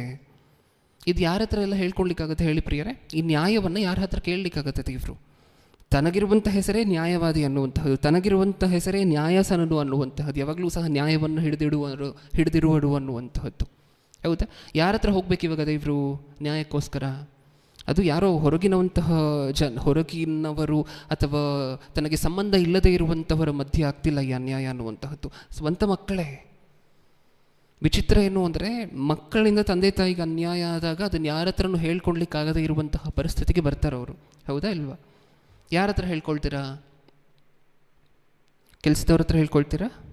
ನಿಮ್ಮ ಮನೇಲಿ ಕೆಲಸ ಮಾಡುವಂತಹ ಜನರ ಹತ್ರ ಹೇಳ್ಕೊಳ್ತೀರಾ? ಅಥವಾ ನೀವು ಉದ್ಯೋಗಕ್ಕೆ ಹೋಗುವಂತಹ ಜಾಗದಲ್ಲಿ, ನಿಮ್ಮ ಫ್ಯಾಕ್ಟ್ರಿಗಳಲ್ಲಿ, ನಿಮ್ಮ ಇಂಡಸ್ಟ್ರಿಗಳಲ್ಲಿ, ಕಂಪನಿಗಳಲ್ಲಿ ಇರುವಂಥವ್ರ ಹತ್ರ ಹೇಳ್ಕೊಳ್ತೀರಾ? ಯಾರ ಹತ್ರ ಹೇಳ್ಕೊಳ್ತೀರಾ? ಈ ಕಡೆ ಬಿಟ್ಕೊಡ್ಲಿಕ್ಕಾಗಲ್ಲ, ಈ ಕಡೆ ಹಿಡ್ಕೊಳ್ಲಿಕ್ಕಾಗಲ್ಲ. ಮಕ್ಕಳನ್ನು ಬಿಟ್ಕೊಟ್ರೆ ನಿಮ್ಮ ಮಕ್ಕಳು ಅನ್ನುವಂತಹ ಪ್ರೀತಿ ಮತ್ತೆ ಮತ್ತೆ ಎದ್ದು ಬರ್ತಿರುತ್ತೆ. ಒಂದು ವೇಳೆ ಹಿಡ್ಕೊಳ್ಳೋಣ ಅಂದರೆ ಅವ್ರು ಮಾಡಿರುವಂತಹ ಕೆಲಸಗಳು ಅಷ್ಟೊಂದು ಕಠೋರವಾಗಿರುತ್ತೆ. ಇದಕ್ಕೆ ಅನ್ಯಾಯ ಅಂತ ಹೇಳಿ ಕರಿತೀವಲ್ವ? ಆ ಅನ್ಯಾಯಕ್ಕೆ ಹೆಚ್ಚಾಗಿ ಇಡೀ ಪ್ರಪಂಚದಲ್ಲಿ ತುತ್ತಾಗಿರುವಂತಹವ್ರು ಯಾರು ಅಂದರೆ ದೇವರೇ. ಅದು ಇವರೆಲ್ಲ ಏನು ತಮಾಷೆನ ಇವ್ರನ್ನ ನಡೆಸಿರುವಂತಹ ವಿಧಾನ, ಕೆಂಪು ಸಮುದ್ರವನ್ನು ಭಾಗ ಮಾಡಿದ್ದು ಇವರಿಗೋಸ್ಕರನೇ, ಇವರ ಬಟ್ಟೆ ಸಮಯದಂತೆ ಬಟ್ಟೆ ಕೊಳೆ ಆಗದಂತೆ ನೋಡ್ಕೊಂಡಿದ್ದು ಇವರಿಗೋಸ್ಕರನೇ. ಇವರ ಚಪ್ಪಲಿ ಸವಿಯತೆ, ಆಕಾಶದಲ್ಲಿ ಬಿಸಿಲು ಇವರಿಗೆ ತಾಕತೆ, ಮತ್ತು ಚಳಿ ತಾಕತೆ, ಪ್ರತಿಯೊಂದೊಂದು ಥರನೂ ಎಲ್ಲ ಆ್ಯಂಗಲಲ್ಲೂ ಸಹ ನಡೆಸ್ಕೊಂಡು ಬಂದ್ರಲ್ವ, ಅವರಿಂದ ಅನ್ಯಾಯ ಆಗಿದೆಯಂತೆ ದೇವರಿಗೆ. ಇವತ್ತು ಸಹ ಭೂಮಿಯನ್ನು ನೋಡಿದಾಗ ದೇವರಿಗೆ ಇದೇ ದೃಶ್ಯ ಕಾಣಿಸ್ತಿರುವಂತಹದ್ದು. ಆ ಕಾಲದಲ್ಲಿ ಇಸ್ರಾಯೇಲ್ಯರ ಕಾಲದಲ್ಲಿ ಮಾತ್ರ ಅಲ್ಲ. 4 ಭಾಗಗಳಿದೆ ಅಂತ ಅಂದ್ಕೊಳ್ಳಿ ಭೂಮಿ ಮೇಲೆ, 4 ಬೇರೆ ಬೇರೆ ದಿಕ್ಕುಗಳಿದೆ ಅಂತ ಅಂದ್ಕೊಳ್ಳಿ. ಪೂರ್ವವನ್ನು ನೋಡಿದ್ರೆ ಯಾರಾದರೂ ನೀಟಾಗಿರುವಂಥವು ಸಿಗ್ತಾನ? ಇಲ್ಲ. ಪಶ್ಚಿಮವನ್ನು ನೋಡಿದ್ರೆ, ಉತ್ತರ, ದಕ್ಷಿಣ, ಯಾರು ಕಾಣಿಸ್ತಿದ್ದಾರೆ ದೇವರಿಗೆ ನೀತಿವಂತರಾಗಿ ಅಥವಾ ದೇವರಿಗೆ ಇಷ್ಟ ಇರುವಂತಹದನ್ನು ಮಾಡುವಂಥವ್ರು? ಎಲ್ಲಿ ನೋಡಿದ್ರೂ ದೇವರಿಗೆ ಅನ್ಯಾಯ ನಡೀತಿರುವಂತಹದ್ದೇ, ಎಲ್ಲಿ ನೋಡಿದ್ರೂ ಪಾಪಗಳು ತುಂಬಿರುವಂತಹದ್ದೇ, ಎಲ್ಲಿ ನೋಡಿದ್ರೂ ದೇವರನ್ನು ಹೀನೈಸುವಂಥವರೇ. ಇದೇ ಅಲ್ವಾ ನಿಮಗೆ ಕಾಣಿಸುವಂತಹದ್ದು? 3ನೇ ವಚನ ಅದೇ ಅಧ್ಯಾಯದಲ್ಲಿ. ಅಷ್ಟಕ್ಕೆ ನಿಲ್ಲೋದಿಲ್ಲ ಅಲ್ವಾ, ಮತ್ತೆ ದೇವರು ಕರ್ಕೊಂಡು ಹೋಗ್ತಾರೆ ಟ್ರಿಪ್ಗೆ. ನಾನು ಆಗಲೇ ಹೇಳಿದೆ, ಟೂರು ಕರ್ಕೊಂಡು ಹೋಗ್ತಿದ್ದಾರೆ ದೇವರು ನಮ್ಮ ಕೈಗಳನ್ನೆಲ್ಲ ಹಿಡ್ಕೊಂಡು. ದೇವರ ಎಕ್ಸ್ಪೀರಿಯನ್ಸ್ ಹೆಂಗಿದೆ ಭೂಮಿ ಮೇಲೆ ನೋಡಿದಾಗ ಅಂತ ಹೇಳಿ ತೋರಿಸ್ಲಿಕ್ಕೆ. 8ನೇ ಅಧ್ಯಾಯ 14ನೇ ವಚನ. ಇದು 3ನೇ ಸೀನ್. 8:14. ನನ್ನನ್ನು ಯೆಹೋವನ ಇನ್ನೂ ಹೆಚ್ಚಾದ ದುರಾಚಾರಗಳನ್ನು ನೋಡುವಿ ಎಂದು ಹೇಳಿ ನನ್ನನ್ನು ಯೆಹೋವನ ಆಲಯದ ಬಡಗನ ಬಾಗಿಲ ಮುಂದಕ್ಕೆ ಕರೆತಂದನು. ಈಗ ಅಲ್ಲಿ ಸ್ತ್ರೀಯರು ತಮ್ಮೂಜ್ ದೇವತೆಗೋಸ್ಕರ ಅಳುತ್ತಾ ಕೂತಿದ್ದರು. ಆಮೇಲೆ ಆತನು ನನ್ನನ್ನು ಯೆಹೋವನು ಆಲಯದ ಬಡಗಣ ಬಾಗಿಲ ಮುಂದಕ್ಕೆ ಕರೆತಂದನು. ಇಗೋ ಅಲ್ಲಿ ಸ್ತ್ರೀಯರು ತಮ್ಮೂಜ್ ದೇವತೆಗೋಸ್ಕರ ಅಳುತ್ತಾ ಕೂತಿದ್ದರು. ಇವರೆಲ್ಲ ಅಳಬೇಕಾಗಿರುವಂತಹದ್ದು ದೇವರನ್ನು ನೋಡಿ, ದೇವರು ಮಾಡಿರುವಂತಹ ಮೇಲುಗಳನ್ನು ನೋಡಿ. ಆ ಕೆಪಾಸಿಟಿಯಲ್ಲಿರುವಂತಹ ಜನ ಯಾರಿಗೋಸ್ಕರ ಏನಕ್ಕೋಸ್ಕರ ಅಳ್ತಿದ್ದಾರಂತೆ ಯಾರ ಮುಂದೆ ಕೂತ್ಕೊಂಡು? ತಮ್ಮೂಸ್ ಅನ್ನುವಂತಹ ದೇವರಿಗೋಸ್ಕರ. ಆ ಕಾಲದಲ್ಲಿ ಫರ್ಟಿಲಿಟಿ ಗಾಡ್ ಆಗಿ ಪ್ರಖ್ಯಾತಿ ಹೊಂದಿದ್ಲು ಈಕೆ. ಹೌದಾ? ದೇವ್ರ ಮೇಲೆ ಡಿಪೆಂಡ್ ಆಗಬೇಕಾಗಿರುವಂಥವರು ದೇವರನ್ನು ತಳ್ಳಿ ನೀವು ನನಗೆ ಬೇಡ ಅಂತ ಹೇಳಿ ಬೇರೆ ಬೇರೆ ದೇವರುಗಳನ್ನು, ಬೇರೆ ಬೇರೆ ಚಟುವಟಿಕೆಗಳನ್ನು ನಡೆಸ್ತಿದ್ದಾರೆ. ಆಲಯದಲ್ಲಿ ದೇವರು ಆಲಯ ಅಂತ ಹೇಳಿದ್ರೆ ನಮ್ಮ ನೆನಪಿಗೆ ಬರಬೇಕು, ದೇವರು ಇರಬೇಕಾಗಿರುವಂತಹ ಸ್ಥಳದಲ್ಲಿ ದೇವ್ರಿಗೆ ಜಾಗ ಇಲ್ಲ. ಫಸ್ಟ್ ಮೊದಲನೇ ಕೋಣೆಯಲ್ಲೂ ದೇವ್ರಿಗೆ ಜಾಗ ಇಲ್ಲ, 2ನೇ ಕೋಣೆಯಲ್ಲೂ ಇಲ್ಲ, 3ನೇ ಕೋಣೆಯಲ್ಲೂ ಇಲ್ಲ. ಇನ್ನೊಂದು ಸ್ವಲ್ಪ ಮುಂದೆ ಹೋಗಿ ನೋಡೋಣ. ಮತ್ತು ಕರ್ಕೊಂಡು ಹೋಗ್ತಾರಂತೆ. ಅದಾದಮೇಲೆ ಮುಂದೆ ಓದಿ ಹಾಗೆ 15ನೇ ವಚನದಿಂದ. ಇದು ಸೀನ್ 4 ಈಗ ನೀವು ಓದ್ತಿರುವಂತಹದ್ದು 8:15. ಆಮೇಲೆ ಆತನು ನನಗೆ, ನರಪುತ್ರನ ಇದನ್ನು ನೋಡಿದೆಯಾ? ಇವುಗಳಿಂದ ಮತ್ತು ಹೆಚ್ಚಾದ ದುರಾಚಾರಗಳನ್ನು ನೋಡುವಿ ಎಂದು ಹೇಳಿ. ಮತ್ತೆ ಅದೇನಾ ಈಗ 3 ಸರಿ ಹೇಳಿರುವಂತಹದನ್ನ ಮತ್ತೆ ಹೇಳ್ತಿದ್ದಾರ. ಇದನ್ನ ನೋಡ್ದ, ಇದಕ್ಕಿಂತ ಹೆಚ್ಚಾದ ದುರಾಚಾರ ತೋರಿಸ್ತೀನಿ ಬಾ. ಇದೇನು ನೋಡ್ತೀಯ? ಇನ್ನೂ ಅನ್ಯಾಯ ನಡೆದೈತೆ, ತೋರಿಸ್ತೀನಿ ಬಾ. ಎಲ್ಲ ಕರ್ಕೊಂಡೋದಂತೆ 16ನೇ ವಚನ. ಯೆಹೋವನ ಆಲಯದ ಒಳಗಣ ಪ್ರಾಕಾರದೊಳಕ್ಕೆ ನನ್ನನ್ನು ಕರೆತಂದನು. ಆಹಾ, ಯೆಹೋವನ ಗುಡಿಯ ಬಾಗಿಲ ಮುಂದೆ ಮಂಟಪಕ್ಕೂ ಯಜ್ಞವೇದಿಗೂ ನಡುವೆ ಸುಮಾರು 25 ಜನರು ಯೆಹೋವನ ಗುಡಿಗೆ ಬೆನ್ನು ಮಾಡಿ ಮೂಡಲ ಮುಖವಾಗಿ ಉದಯ ಕಾಲದಲ್ಲಿ ಸೂರ್ಯನನ್ನು ಪೂಜಿಸುತ್ತಿದ್ದರು. ಯೆಹೋವನ ಆಲಯದ ಒಳಗಣ ಪ್ರಾಕಾರದೊಳಗೆ ನನ್ನನ್ನು ಕರೆತಂದನು. ಆಹಾ, ಯೆಹೋವನ ಗುಡಿಯ ಬಾಗಿಲ ಮುಂದೆ ಮಂಟಪಕ್ಕೂ ಯಜ್ಞವೇದಿಗೂ ನಡುವೆ ಸುಮಾರು 25 ಜನರು ಯೆಹೋವನ ಗುಡಿಗೆ ಬೆನ್ನು ಮಾಡಿ. ನೀವು ಜ್ಞಾನೋಕ್ತಿಗಳಲ್ಲೆಲ್ಲ ಈ ಮಾತು ಓದ್ಕೊಳ್ತೀರ. ಜನರು ನನಗೆ ಬೆನ್ನು ತೋರಿಸಿದ್ದಾರೆ. ಬೆನ್ನು ತೋರಿಸುವಂತಹದ್ದು ಅಂತ ಹೇಳಿದ್ರೆ ಇಲ್ಲಿ ಅಫಿಷಿಯಲ್ ಆಗಿ ಡಿಕ್ಲೇರ್ ಮಾಡುವಂತಹದ್ದು, ನೀನು ನನಗೆ ಬೇಡ ಅಂತ. ಗಂಡ ಹೆಂಡತಿ ಮಧ್ಯೆ ಜಗಳ ನಡೀತಾನೇ ಇದೆ ಅಂತ ಅಂದ್ಕೊಳ್ಳಿ. ಆ ಜಗಳ ಅನ್ಅಫಿಷಿಯಲ್ ಆಗಿ ಮನೆ ಒಳಗಡೆ ಇರುವವರೆಗೂ ಸಹ ಗಂಡನಿಗೂ ಸಹ ನಂಬಿಕೆ ಇರುತ್ತೆ, ಹೆಂಡತಿಗೂ ಸಹ ನಂಬಿಕೆ ಇರುತ್ತೆ. ನಾವಿಬ್ಬರು ಮತ್ತೆ ಒಂದಾಗ್ತೀವಿ, ನಮ್ಮ ಸಂಸಾರ ಸರಿ ಹೋಗುತ್ತೆ ಅಂತ ಹೇಳಿ. ಒಂದಾನೊಂದು ದಿವಸ ಇಮಿಡಿಯೇಟ್ ಆಗಿ ಗಂಡನಿಗೆ ನೋಟಿಸ್ ಬರುತ್ತೆ ಅಂತ ಅಂದ್ಕೊಳ್ಳಿ. ಯಾವ ನೋಟಿಸ್ಸು? ಡಿವೋರ್ಸ್ ನೋಟಿಸ್ ಬರುತ್ತೆ ಅಂತ ಅಂದ್ಕೊಳ್ಳಿ. ಅದು ಏನಂತ ಡಿಕ್ಲೇರ್ ಮಾಡ್ತದೆ ಅಫಿಷಿಯಲ್ ಆಗಿ? ನನ್ನ ಹೆಂಡತಿಗೆ ನಾನು ಅಂದರೆ ಇಷ್ಟ ಇಲ್ಲ, ನನ್ನ ಗಂಡನಿಗೆ ನಾನು ಅಂದರೆ ಇಷ್ಟ ಇಲ್ಲ ಅಂತ ಹೇಳಿ ಅಫಿಷಿಯಲಾಗಿ ಡಿಕ್ಲೇರ್ ಮಾಡುವಂತಹ ಕ್ರಿಯೆ ಅದು. ಇಲ್ಲಿ ಬೆನ್ನು ಮಾಡಿ ಅನ್ನುವಂತಹ ಪದ ಏನು ಹೇಳ್ತದೆ ಅಂತ ಹೇಳಿದ್ರೆ, ಇದು ಬರೀ ಮನಸ್ಸಿನೊಳಗಡೆ ಅಲ್ಲ ದೇವರು ಬೇಡ ಅಂತ ಇವ್ರಿಗಿರುವಂತಹದ್ದು, ಅದನ್ನು ಕ್ರಿಯೆಗಳ ಮೂಲಕನೂ ತೋರಿಸ್ತಿದ್ದಾರೆ. ಈ ದೇವರು ನಮಗೆ, ನಮ್ಮನ್ನು ಇಸ್ರಾಯೇಲ್ ದೇಶದಿಂದ, ನಮ್ಮ ಐಗುಪ್ತ ದೇಶದಿಂದ ಬಿಡಿಸ್ಕೊಂಡು ಬಂದಂತಹ ದೇವರು ನಮಗೆ ಬೇಡ ಅಂತ ಹೇಳಿ ಅದು ಅಫಿಷಿಯಲ್ ಆಗಿ ಡಿಕ್ಲೇರ್ ಮಾಡುವಂತಹ ಪದ್ಧತಿ. ಬೆನ್ನು ಮಾಡಿ ಏನು ಮಾಡ್ತಿದ್ದಾರಂತೆ ಇವರು? ಸೂರ್ಯನನ್ನು ಯೆಹೋವನ ಗುಡಿಗೆ ಬೆನ್ನು ಮಾಡಿ, ಮೂಡಲ ಮುಖ ಮಾಡಿ, ಉದಯ ಕಾಲದ ಸೂರ್ಯನನ್ನು ಪೂಜಿಸುತ್ತಿದ್ದರು. ಮೊದಲನೇ ಜನ ವಿಗ್ರಹವನ್ನು ಆರಾಧನೆ ಮಾಡೋದ್ರಂತೆ. 2ನೇಯವರು ತಾವು ಬರೆದಿಟ್ಕೊಂಡಿರುವಂತಹ ಚಿತ್ರಗಳನ್ನು ಪೂಜಿಸಿ ಅದಕ್ಕೆ ಆರತಿ ಮಾಡುವಂಥವ್ರಂತೆ. 3ನೇಯವರು ಯಾರು? ನಾವು ಈಗ ತಾನೇ ಓದಿದ್ರಲ್ವ, ತಮ್ಮೂಸ್ ದೇವರನ್ನು ಪೂಜಿಸುವಂಥವ್ರು, ಅಳ್ತಾ ಕೂತಿರುವಂಥವ್ರಂತೆ ಆ ದೇವರ ಮುಂದೆ. ಈಗ 4ನೇದಾಗಿ ಪ್ರಕೃತಿಯನ್ನು ಪೂಜಿಸುವಂಥವ್ರಂತೆ. ದೇವರಿಗೆ ಇಷ್ಟ ಆದರೂ ಎಲ್ಲಾದರೂ ಜಾಗ ಇದೆ ಅಂತ ನಿಮಗೆ ಅನಿಸ್ತಾ? ಈ ಇಷ್ಟರ ಮಧ್ಯ ಅದಕ್ಕೆ ದೇವರು ಹೇಳ್ತಿರುವಂತಹದ್ದು, ನನಗೆ ನಡೆದಿರುವಂಥ ಅನ್ಯಾಯ ನೀನು ನೋಡಿಬಿಟ್ರೆ ಅದಕ್ಕೆ ಕರ್ಕೊಂಡೋಗಿ ತೋರಿಸ್ತಿದ್ದೇನೆ. ಇವಾಗ ಹೇಳಿ, ದೇವರ ಸ್ಥಾನದಲ್ಲಿ ಜೀವನ ಮಾಡುವಂತಹದ್ದು ಅಂದರೆ ಸುಲಭದ ಕೆಲಸನ? ದೇವ್ರಿಗೇನು ಕಮ್ಮಿ, ಇರುವಾತರು, ಎಲ್ಲವೂ ಇರುವಾತರು, ಎಲ್ಲವೂ ಮಾಡಲಿಕ್ಕಾಗುವಂಥವರು ಅಂತ ನಮಗೆ ಅನ್ನಿಸ್ಬೋದು. ಇದು ದೇವರ ಪರಿಸ್ಥಿತಿ. ತಾನು ಸಿಂಹಾಸನದ ಮೇಲೆ ಕೂತ್ಕೊಂಡಿರ್ಬೋದು, ಆದರೆ ಭೂಮಿ ಮೇಲೆ ತನ್ನ ಮಕ್ಕಳನ್ನು ನೋಡಿದಾಗ, ಒಂದೊಂದು ಜಾಗವನ್ನು ನೋಡಿದಾಗ ಒಂದೊಂದು ಥರ ಅನ್ಯಾಯ ನಡೀತದೆ. ರೀಸೆಂಟಾಗಿ ನೋಡ್ತಿದ್ದೀರಲ್ವ ನೀವು, ಏನು 4 ವರ್ಷದ ಚಿಕ್ಕ ಮಗುವಿನ ಮೇಲೆ ಅತ್ಯಾಚಾರ ನಡೆದಿರುವಂತಹ ವಿಚಾರ, 65 ವರ್ಷದ ಮುದುಕ, ಹೌದಾ? ಇದನ್ನೆಲ್ಲ ನೋಡ್ತಿರ್ಬೇಕಾದ್ರೆ ನಿಮಗೇನು ಅನಿಸುತ್ತೆ?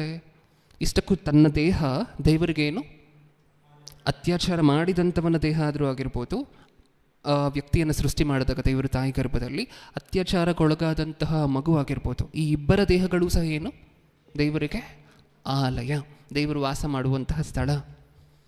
ಇವಾಗ ದೇವರು ಏನು ಅಂದ್ಕೊಳ್ತಿರ್ತಾರೆ ಇದನ್ನೆಲ್ಲ ನೋಡ್ತಿರ್ಬೇಕಾದ್ರೆ? ಇದು ನನ್ನ ಆಲಯನ, ನಾನು ವಾಸ ಮಾಡುವಂತಹ ಸ್ಥಳನ ಛೀ ಅಂತ ಅಂದ್ಕೊಳ್ತಿರೋದಿಲ್ಲ ಅವರು. ನಮಗೆ ನ್ಯೂಸ್ಗಳಲ್ಲೆಲ್ಲ ನೋಡ್ತಿರ್ಬೇಕಾದ್ರೆ ಎಂಥ ಮೃಗ ಆಗಿರ್ಬೋದು ಈ ಮನುಷ್ಯ ಅಂತ ನಮಗೆ ಅನ್ನಿಸ್ತಿರ್ಬೋದು, ಆದರೆ ದೇವರ ಆ್ಯಂಗಲಲ್ಲಿ ಬೇರೆಯೇ ಫೀಲಿಂಗ್ಸ್ ಇದೆ. ನನಗೆ ನಡೀತಿರುವಂಥ ಅನ್ಯಾಯವನ್ನು ನಾನು ಹೊರಗಡೆ ದೊಬ್ಬಿ ತನ್ನ ಮನಸ್ಸಿನೊಳಗಡೆ ಸೈತಾನನ್ನು ಕರ್ಕೊಂಡು ಬಂದು ಕೂರಿಸ್ಕೊಂಡಿರುವಂತಹದನ್ನು ನೋಡು. ಆ ಮನುಷ್ಯ ಸಾಕಷ್ಟು ವರ್ಷಗಳಿಂದ ನಿನ್ನೆ ಮೊನ್ನೆ ದೇವರನ್ನು ತಳ್ಳಿ ಈ ಕೆಲಸವನ್ನು ಇವತ್ತು ಮಾಡಲಿಕ್ಕಾಗೋದಿಲ್ಲ, ಹೌದಾ ಇಲ್ವಾ? ಯಾವಾಗಲೋ ಬಾಲ್ಯದಲ್ಲೋ ಯೌವನ ಕಾಲದಲ್ಲೋ ತಳ್ಳಿಬಿಟ್ಟಿದ್ದಾನೆ ಈ ವ್ಯಕ್ತಿ ಒಳಗಡೆ ದೇವರನ್ನು. ನನ್ನ ಆಲಯ, ನನ್ನ ಸೊತ್ತು, ಅದನ್ನು ಆಕ್ರಮಣ ಮಾಡಿಕೊಂಡು ನನಗೆ ನಡೀತಿರುವಂತಹ ಅನ್ಯಾಯವನ್ನು ನಾನು ನಿಮಗೆ ತೋರಿಸಿದ್ದೀನಿ ಅಂತಿದ್ದಾರೆ ದೇವರು ಯೆಹೆಜ್ಕೇಲನ ಗ್ರಂಥದಲ್ಲಿ, ಹೌದಾ? ವಿಚಾರ ಏನು ಅಂತ ಹೇಳಿದ್ರೆ, ಈ ಥರ ತೋರಿಸಿ ಸಾಕಷ್ಟು ವಿಚಾರಗಳನ್ನು ಮಾತಾಡಿದ್ದಾರೆ ದೇವರು. ನಾನಾಗಲೇ ಹೇಳಿದೆ ನಿಮಗೆ, ಒಬ್ಬ ಮನುಷ್ಯ ಕುತ್ಕೊಂಡು ಸ್ಟೋರಿ ಹೇಳುವಂತಹದ್ದು ಬೇರೆ, ತಾನು ನಿಮಗೆ ತೋರಿಸಿ ಏನಾದರೂ ಎಕ್ಸ್ಪ್ಲೇನ್ ಮಾಡ್ತಿರ್ಬೇಕಾದ್ರೆ ಅರ್ಥ ಮಾಡ್ಕೊಳ್ಳಿ, ಈ ವ್ಯಕ್ತಿ ತುಂಬ ತುಂಬ ತುಂಬ ನೊಂದಿದ್ದಾನೆ ಅಂತ ಹೇಳಿ ಎಕ್ಸ್ಪ್ಲೇನ್ ಅಂತ ಗ್ರಾಂಟೆಡ್ ಆಗಿ ತಗೊಳ್ಳಿ ಅದನ್ನು. ಮತ್ತು ಯೆಶಾಯನ ಗ್ರಂಥದಲ್ಲಿ ಈಗ ನಾನು ಹೇಳುವಂತಹ ಘಟನೆಗಳಿಗಾಗಲೇ ನೋಡಿರೋದ್ರಿಂದ ಮತ್ತೆ ವಚನಗಳನ್ನು ತೋರಿಸ್ತಿಲ್ಲ. ಯೆಶಾಯನ ಗ್ರಂಥದಲ್ಲಿ ಇನ್ನೊಂದು ವಿಚಾರವನ್ನು ನೋಡ್ತೀವಲ್ವ, ಏನು ತೋರಿಸ್ತಾರೆ ಅಲ್ಲೂ ಸಹ ದೇವರು. ಏನನ್ನು ತೋರಿಸ್ತಾರೆ? ನಾನೊಂದು ದ್ರಾಕ್ಷಾ ತೋಟವನ್ನು ನೆಟ್ಟೆನು. ಯೆರೆಮೀಯನ ಗ್ರಂಥದಲ್ಲೂ ಮತ್ತೆ ತೋರಿಸ್ತಾರೆ, ಮಡಕೆ ವಿಚಾರವನ್ನು ತೋರಿಸ್ತಾರೆ. ಯೆರೆಮೀಯನನ್ನು ಮಡಕೆ ಮಾಡುವಂತಹ ಮನೆಗೆ ಹೋಗು ಅಂತ ಹೇಳ್ತಾರೆ, ಕುಂಬಾರನ ಮನೆಗೆ ಹೋಗು ಅಂತ ಹೇಳ್ತಾರೆ. ಹೋಗು, ನೋಡು, ನಿನ್ನ ಕಣ್ಣಾರೆ ನೋಡು, ನಿನಗೆ ನೋಡಿದ್ರೇ ಗೊತ್ತಾಗುವಂತಹದ್ದು ನನಗೆ ನಡೆದಿರುವಂಥ ಅನ್ಯಾಯ. ಆ ಕುಂಬಾರನ ಮನೆಗೆ ಹೋಗು, ತಾನು ಮಡಕೆ ಮಾಡುವಂತಹದನ್ನು ಒಂದು ಸಾರಿ ನೋಡು. ತಾನು ಕಷ್ಟಪಟ್ಟು ಮಣ್ಣನ್ನು ತೊಗೊಂಡು ಬರ್ತಾನೆ, ಮತ್ತು ಮಣ್ಣನ್ನು ತೊಗೊಂಡು ಬಂದು ಅದಕ್ಕೆ ಕರೆಕ್ಟಾಗಿ ನೀರು ಹಾಕಿ, ಒಳ್ಳೆ ಮಣ್ಣನ್ನು ತೊಗೊಂಡು ಬಂದಿರ್ತಾನೆ, ಅದನ್ನು ನೀರು ಹಾಕಿ ಮೆತ್ತುವು ಮಾಡಿ, ಅದನ್ನು ಹಸನು ಮಾಡಿ, ಅದನ್ನು ಮತ್ತೆ ಮಡಕೆ ಮಾಡಲಿಕ್ಕೋಸ್ಕರ ಕಷ್ಟಪಟ್ಟು ರೂಪಿಸ್ತಿರ್ಬೇಕಾದ್ರೆ ಆ ಮಡಕೆ ಕೆಟ್ಟು ಹೊರಟೋಗುತ್ತೆ. ಇವಾಗ ಹೇಳು, ಆ ಮಡಕೆ ನಾನು ಏನು ಮಾಡಬೇಕು ಹೇಳು? ಆ ಮಡಕೆಗೋಸ್ಕರ ನಾನು ಏನೇನು ಮಾಡಿಲ್ಲ ಹೇಳು? ಎಲ್ಲ ಮಾಡಿದ್ದೀನಲ್ವ, ಒಳ್ಳೆ ಮಣ್ಣನ್ನೇ ತೊಗೊಂಡು ಬಂದೆ ಅಲ್ವಾ, ಒಳ್ಳೆ ನೀರನ್ನೇ ಹಾಕಿದೆ ಅಲ್ವಾ, ಮಿಕ್ಸ್ ಮಾಡಬೇಕಾಗಿರುವಷ್ಟು ಮಿಕ್ಸ್ ಮಾಡಿದ್ದೀನಲ್ವ, ಅದನ್ನು ಮೆತ್ತಗೆ ಮಾಡಬೇಕಾಗಿರುವಷ್ಟು ಮೆತ್ತಗೆ ಮಾಡಿದ್ದೀನಲ್ವ. ಈಗ ಮಡಕೆ ಮಾಡಬೇಕಾದ್ರೆ ಯಾಕೆ ಅದು ಸರಿಯಾಗಿ ಬರ್ತಿಲ್ಲ? ನೋಡಿದೆ ನನಗೆ ನಡೀತಿರುವಂಥ ಅನ್ಯಾಯ ನೋಡಿದೆ. ನಾನು ಕಷ್ಟಪಟ್ಟೆ, ಮಣ್ಣನ್ನು ತೊಗೊಂಡು ಬಂದೆ, ನೀರನ್ನು ಹಾಕಿದೆ, ಅದಕ್ಕೋಸ್ಕರ ಕೆಲಸ ಮಾಡಿದೆ, ಅದಕ್ಕೋಸ್ಕರ ಶ್ರಮಿಸಿದೆ, ಇಷ್ಟೆಲ್ಲ ಮಾಡಿದ್ರು ಆ ಮಡಕೆ ನನಗೆ ಕೈ ಕೊಡ್ತು. ನೀನು ಹೋಗಿ ನೋಡು ಅಂತಾರೆ ಯೆರೆಮೀಯನಿಗೆ ಮತ್ತೆ ದೇವರದನ್ನು, ನೀನು ನೋಡಬೇಕು ಹೋಗಿ. ಮತ್ತು ನಾನಾಗಲೇ ಹೇಳಿದ್ನಲ್ವ ದ್ರಾಕ್ಷಿ ತೋಟದ ವಿಚಾರ, ಅಲ್ಲೂ ಸಹ ಆವಾಗ ಎಕ್ಸಾಂಪಲ್ ಕೊಡ್ತಾರೆ ನೀಟಾಗಿ ಹೋಗ್ತಾ. ದ್ರಾಕ್ಷಿ ತೋಟವನ್ನು ಒಂದು ಒಳ್ಳೆ ನೆಲ ಇತ್ತು, ಆ ನೆಲಕ್ಕೆ ಏನು ಮಾಡಿದೆ, ಬುರುಜನ್ನು ಕಟ್ಟಿದೆ, ಬೌಂಡ್ರಿಯನ್ನು ಕಟ್ಟಿದೆ, ಗೋಡೆಗಳನ್ನು ಕಟ್ಟಿದೆ, ಒಂದು ಒಳ್ಳೆ ಬೀಜವನ್ನು ಹಾಕಿದೆ, ಒಳ್ಳೆ ಬೀಜವನ್ನು ಹಾಕಿ ನೀರನ್ನು ಹಾಕಿದೆ, ಕರೆಕ್ಟಾಗಿರುವಂಥ ಸಮಯದಲ್ಲಿ ಫರ್ಟಿಲೈಸರ್ಸು, ಮ್ಯಾನ್ಯೂರ್ಸು, ಔಷಧಿಗಳು, ಅದು ಇದು ಏನೇನು ಬೇಕು ಎಲ್ಲವನ್ನು ಕೊಟ್ಟೆ ಅದಕ್ಕೆ. ಇಷ್ಟೆಲ್ಲ ಕೊಟ್ಟರು ಅದಕ್ಕೆ ಬುರುಜು ಕಟ್ಟಿದೆ, ಇಷ್ಟೆಲ್ಲ ಮಾಡಿದ್ರೂ ಸಹ ನಾನು ಕಷ್ಟಪಟ್ಟು ಕೊನೆಗೆ ಕೆಟ್ಟ ಕೊಳೆತ ದ್ರಾಕ್ಷಿ ಹಣ್ಣನ್ನು ಕೊಟ್ಟಿದೆ ಈ ಗಿಡ ನನಗೆ. ನಾನು ಏನು ಅನ್ಯಾಯ ಮಾಡಿದ್ದೀನಿ ಗಿಡಕ್ಕೆ? ನಾನು ಸಾಕಷ್ಟು ಸರಿ ಈ ಪ್ರಶ್ನೆ ಕೇಳಿದರೆ ಸತ್ಯವೇದದಲ್ಲಿ ಮನುಷ್ಯರ ಹತ್ರ ದೇವರು, ನಾನೇನು ಅನ್ಯಾಯ ಮಾಡಿದ್ದೀನಿ ನಿಮಗೆ? ಇಸ್ರಾಯೇಲರ ಹತ್ರ ಒಂದು ಸಾರಿ ಕೇಳ್ತಾರೆ, ಅದೇ ಯೆರೆಮೀಯನ ಗ್ರಂಥದಲ್ಲಿ, ನಿಮ್ಮ ಪೂರ್ವಿಕರಿಗೆ ನಾನೇನು ಅನ್ಯಾಯ ಮಾಡಿದ್ದೆ ಅಂತ ಹೇಳಿ ಕೇಳ್ತಾರೆ. ಹೋಶಾಯನ ಗ್ರಂಥ 3:6 ಇನ್ನೊಂದು ಸಾರಿ ಕೇಳ್ತಾರೆ, ಏನಂತ, ನಾನು ಏನು ಅನ್ಯಾಯ ಮಾಡಿದ್ದೆ ನಿಮಗೆ? ಏನು ಮಾಡಿಲ್ಲ ಹೋಗಲಿ ನಿಮಗೋಸ್ಕರ, ನಾನು ಮಾಡಬೇಕಾಗಿರುವಂತಹದ್ದು ಏನು ಮಾಡಿಲ್ಲ ನಿಮಗೋಸ್ಕರ. ನೋಡೋಣ ಒಂದು ಸಾರಿ ಆ ಮಾತನ್ನು. ಹೋಶಾಯನ ಗ್ರಂಥ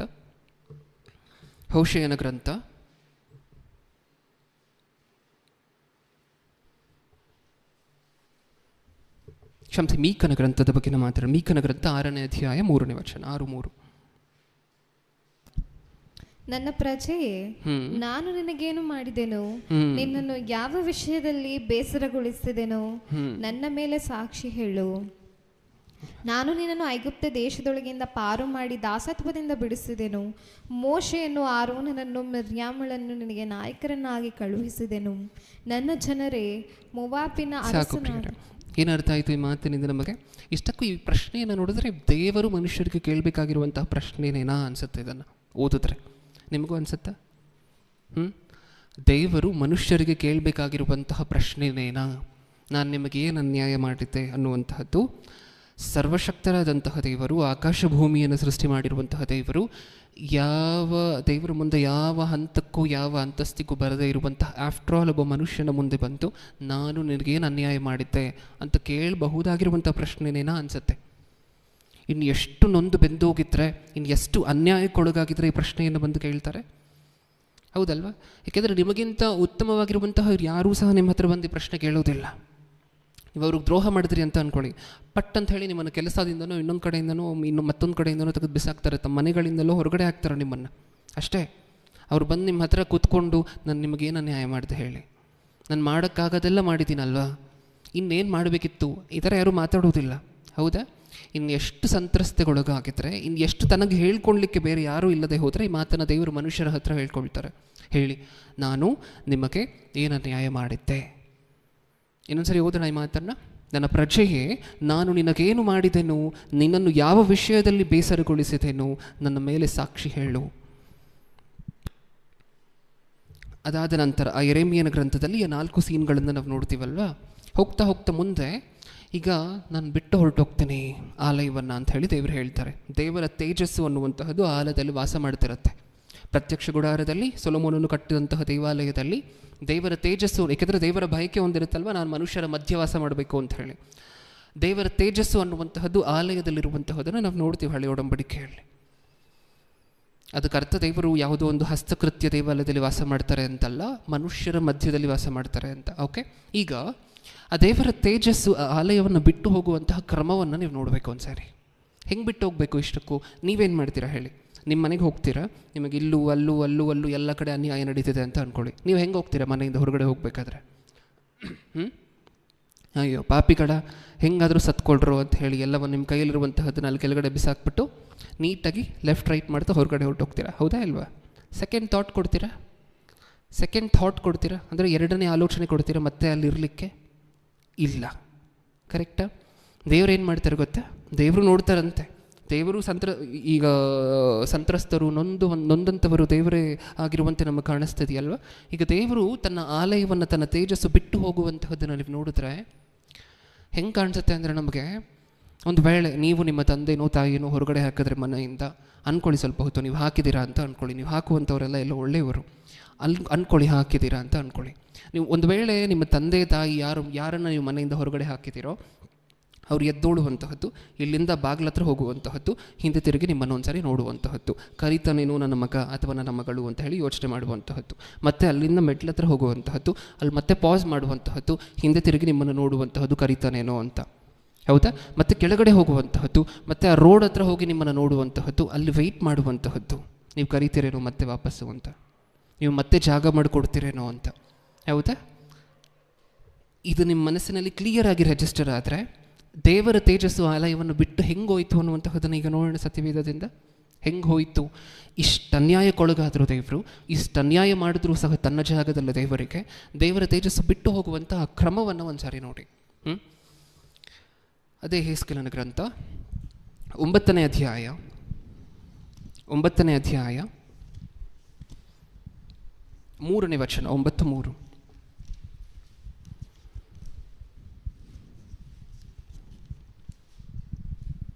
ಇಷ್ಟರಲ್ಲಿ ಇಸ್ರಾಯೇಲಿನ ದೇವರ ತೇಜಸ್ಸು ತನ್ನ ವಾಹನವಾದ ಕೆರೂಬಿಯನ್ನು ಬಿಟ್ಟು ಮೇಲಕ್ಕೇರಿ ಆಲಯದ ಹೊಸ್ತಿಲಿನ ಮೇಲ್ಗಡೆ ನಿಂತಿತ್ತು. ಇಷ್ಟರಲ್ಲಿ ಇಸ್ರಾಯೇಲಿನ ದೇವರ ತೇಜಸ್ಸು ತನ್ನ ವಾಹನವಾದ ಕೆರೂಬಿಯನ್ನು ಬಿಟ್ಟು ಮೇಲಕ್ಕೇರಿ ಆಲಯದ ಹೊಸ್ತಿಲಿನ ಮೇಲ್ಗಡೆ ನಿಂತಿತ್ತು. ಡೋರ್ ಹತ್ರ ಹೋಗಿ ನಿಂತಿದ್ದಾರೆ, ರೆಡಿಯಾಗಿ ಹೋಗೋಣ ಅಂತ ಹೇಳಿ. ಮನೇಲಿ ನಡೆದಿರುವಂಥ ಅನ್ಯಾಯ ಎಲ್ಲ ನೋಡಿ ಆಯಿತು. ಇವಾಗ ಎಲ್ಲದ ದೇವರ ತೇಜಸ್ಸು? ಬಾಗಿಲಲ್ಲಿ, ಹೊಸಲಲ್ಲಿ. ಹೋಗೋಣ. ಹಿಂದೆ ತಿರುಗಿ ಒಂದ್ಸರಿ ಪಾಸ್ ನಿಂತಿತ್ತು. ಅದಕ್ಕೆ ಮಾತನ್ನು ಸ್ಟ್ರೆಸ್ ಮಾಡಿ ಓದಿಸ್ತಿರುವಂತಹದ್ದು. ಅಲ್ಲಿ ಏನಿದೆ? ನಿಂತಿತ್ತು. ಇಷ್ಟಕ್ಕೂ ಇಷ್ಟೊಂದು ಬೇಜಾರಾದರೆ ನೀವೇ ನಿಲ್ಲೋದಿಲ್ಲ ಅಲ್ವಾ ಸ್ವಾಭಿಮಾನಿಗಳು? ನೀವೇನು ನಿಲ್ಲೋದಿಲ್ಲ ಅಲ್ವಾ? ನಿಮಗೆ ಯಾರಾದರೂ ದ್ರೋಹ ಮಾಡಿದ್ರೆ ಅಥವಾ ನಿಮಗೆ ಯಾರಾದರೂ ತುಂಬ ದೊಡ್ಡ ಅವಮಾನ ಆಯಿತು ಅಂತ ಅಂದ್ಕೊಳ್ಳಿ, ಏನು ಮಾಡ್ತೀರಾ ಆ ಸ್ಥಳದಿಂದ? ಹಿಂದೆ ಮುಂದೆ ನೋಡದೆ ಬಂದುಬಿಡ್ತೀವಲ್ವ, ಯಾರಿಗೂ ಹೇಳದೆ ಮಾಡದೆ ಬಂದುಬಿಡ್ತೀವಲ್ವ. ಯಾಕೆಂದರೆ ನಮಗೆ ನಡೆದಿರುವಂಥ ಅನ್ಯಾಯ ಅಷ್ಟು ದೊಡ್ಡದ್ದು. ಅದರ ದೇವರ ತೇಜಸ್ ಮಾತ್ರ, ದೇವರ ತೇಜಸ್ಸು ಅಂದರೆ ದೇವರು ಅಂತ ಅಂದ್ಕೊಳ್ಳಿ ಸ್ವಲ್ಪ ಹೊತ್ತು. ದೇವರು ಮಾತ್ರ ಹೊರಗಡೆ ಬರುವಂತಹದ್ದಂತೆ, ಬಾಗಿಲ ಹತ್ರ ನಿಂತ್ಕೊಳ್ಳುವುದಂತಹ ಮತ್ತೆ ನೋಡುವಂತಹದ್ದಂತೆ. ನನ್ನ ಮಕ್ಕಳು ಕರೀತಾರೇನೋ ಒಂದು ವೇಳೆ, ಇವಾಗಲಾದರೂ ಬದಲಾಗ್ತಾರೇನೋ, ಹೌದಾ? ಇನ್ನೊಂದು ವರ್ಷ ನೋಡೋಣ. ಹಾಗೆ ಮತ್ತೆ ಇನ್ನೂ ಎಲ್ಲಿಗೆ ಬರುತ್ತಂತೆ? 10ನೇ ಅಧ್ಯಾಯ 19ನೇ ವಚನ, 10-19. ಆಗ ನನ್ನ ಕಣ್ಣೆದುರಿಗೆ ಕೇರುಬಿಗಳು ರೆಕ್ಕೆಗಳನ್ನು ಹರಡಿಕೊಂಡು ಚಕ್ರ ಸಮೇತವಾಗಿ ನೆಲದಿಂದ ಏರಿ ಹೊರಟು ಯೆಹೋವನ ಆಲಯದ ಮೂಡನ ಬಾಗಿಲ ಮುಂದೆ ನಿಂತವು. ಅವುಗಳ ಮೇಲ್ಗಡೆ ಇಸ್ರಾಯೇಲಿನ ದೇವರ ತೇಜಸ್ಸು ನೆಲೆಸಿತು. ಆಗ ನನ್ನ ಕಣ್ಣೆದುರಿಗೆ ಕೆರೂಬಿಗಳು ರೆಕ್ಕೆಗಳನ್ನು ಹರಡಿಕೊಂಡು ಚಕ್ರ ಸಮೇತವಾಗಿ ನೆಲದಿಂದ ಏರಿ ಹೊರಟು ಯೆಹೋವನ ಆಲಯದ ಮೂಡನ ಬಾಗಿಲ ಮುಂದೆ ನಿಂತವು. 20ನೇ ವಚನ. ಅವುಗಳ ಮೇಲ್ಗಡೆ ಇಸ್ರಾಯೇಲಿನ ದೇವರ ತೇಜಸ್ಸು ನೆಲೆಸಿತ್ತು. ಇವಾಗ ಎಲ್ಲಿ ಬಂದು ನಿಂತಿದೆ? ಆಲಯದ ಫೈನಲ್ ಎಂಟ್ರೆನ್ಸಲ್ಲಿ ಬಂದು ನಿಂತಿದೆ. ಮುಂಚೆ ಹೊಸಲಲ್ಲಿತ್ತು, ಇವಾಗ ಫೈನಲ್ ಎಂಟ್ರೆನ್ಸಲ್ಲಿ ಸಾಕಷ್ಟು ಎಂಟ್ರೆನ್ಸ್ಗಳಿರುತ್ತೆ. ಸೊಲೊಮೋನನು ಕಟ್ಟಿದಂತಹ ದೇವಾಲಯದಲ್ಲಿ ಬೇರೆ ಬೇರೆ ದಿಕ್ಕುಗಳಲ್ಲಿ ಬೇರೆ ಬೇರೆ ಎಂಟ್ರೆನ್ಸ್ಗಳನ್ನು ನಾವು ನೋಡ್ತೇವೆ. ಇಲ್ಲಿ ಫೈನಲ್ ಎಂಟ್ರೆನ್ಸಲ್ಲಿ ಬಂದು ನಿಂತಿದ್ದಾರೆ ದೇವರು. ಹೊರಟೋಗ್ಲಾ? ನನ್ನ ಮಕ್ಕಳು ಮತ್ತೆ ಕರೀತಾರಾ? ನಾನು ಬಿಟ್ಟು ಹೋಗಬೇಕು ಅಂತ ಡಿಸೈಡ್ ಆಗಾಯಿತು. ಮತ್ತೆ ಹಿಂದೆ ತಿರುಗಿ ಏನಕ್ಕೋಸ್ಕರ ನೋಡ್ತಿದ್ದೀನಿ, ಏನಕ್ಕೋಸ್ಕರ ನಿಂತಿದ್ದೀನಿ ಅಂತ ಹೇಳಿ ಬರೆಸ್ಕೊಂಡಿದ್ದಾರೆ ಅಂತ ಹೇಳಿದ್ರೆ ಮತ್ತೆ ಕರೆದ್ರೆ ನನ್ನ ಮಕ್ಕಳು. ಇವಾಗ ಫೈನಲ್ ಆಗಿ ಡಿಪಾರ್ಚರ್. ಎಷ್ಟು ನೋಡಿದ್ರೂ ಸಹ ಯಾರೂ ಕರೆಯೋದಿಲ್ಲ ಒಳಗಡೆ. 11ನೇ ಅಧ್ಯಾಯ, ಅದೇ ಯೆಹೆಜ್ಕೇಲನ ಗ್ರಂಥ 11ನೇ ಅಧ್ಯಾಯ 23ನೇ ವಚನ, 11-23. ಆಗ ಯೆಹೋವನ ತೇಜಸ್ಸು ಪಟ್ಟಣದ ಮಧ್ಯದೊಳಗಿಂದ ಏರಿ ಪಟ್ಟಣಕ್ಕೆ ಮೂಡಲಲ್ಲಿರುವ ಗುಡ್ಡದ ಮೇಲೆ ನಿಂತಿತು. ಆಗ ಯೆಹೋವನ ತೇಜಸ್ಸು ಪಟ್ಟಣದ ಮಧ್ಯದೊಳಗಿಂದ ನಾನು ಆಗಲಿಂದ ಹೇಳ್ತಾ ಬರ್ತಿದ್ದೀನಿ. ಎಲ್ಲಿರಬೇಕು ದೇವರು ಅಂತ ಅಂದ್ಕೊಂಡ್ರು? ಮನುಷ್ಯರ ಮಧ್ಯದಲ್ಲಿ. ಅದು ಜಾಗ್ರಫಿಕಲ್ ಆಗೂ ಅಷ್ಟೇ. ಬರೀ ಮನಸ್ಸಿಗೆ ಸಂಬಂಧಪಟ್ಟಂತೆ ಮನಸ್ಸಿನಲ್ಲಿ ಕೇಂದ್ರ ಸ್ಥಾನ ಕೊಡಬೇಕು. ಬರೀ ಅದು ಮಾತ್ರ ಅಲ್ಲ. ಅಫ್ಕೋರ್ಸ್ ದೇವರಿಗೆ ಪ್ರತಿ ಮನುಷ್ಯನೂ ಸಹ ಮನಸ್ಸಿನಲ್ಲಿ ಕೇಂದ್ರ ಸ್ಥಾನ ಕೊಡಬೇಕು. ಆದರೆ ದೇವರು ಫಿಸಿಕಲ್ ಆಗೂ ಸಹ ಜಾಗ್ರಫಿಕಲ್ ಆಗೂ ಸಹ ನನ್ನ ಜನರ ಮಧ್ಯೆ ವಾಸ ಮಾಡಬೇಕು ಅಂತ ಕೋರ್ಕೊಳ್ತಾರೆ. ಅದಕ್ಕೆ ಪ್ರತ್ಯಕ್ಷ ಗುಡಾರದ ಅರೇಂಜ್ಮೆಂಟ್ ಹೇಗಿರುತ್ತೆ? ಪ್ರತ್ಯಕ್ಷ ಗುಡಾರ ಎಲ್ಲಿರುತ್ತೆ? ಮಧ್ಯದಲ್ಲಿ ಸುತ್ತ 12 ಗೋತ್ರಗಳು, ಒಂದೊಂದು ದಿಕ್ಕಿನಲ್ಲಿ 3 ಗೋತ್ರಗಳಿರುತ್ತೆ. ಹೌದಾ?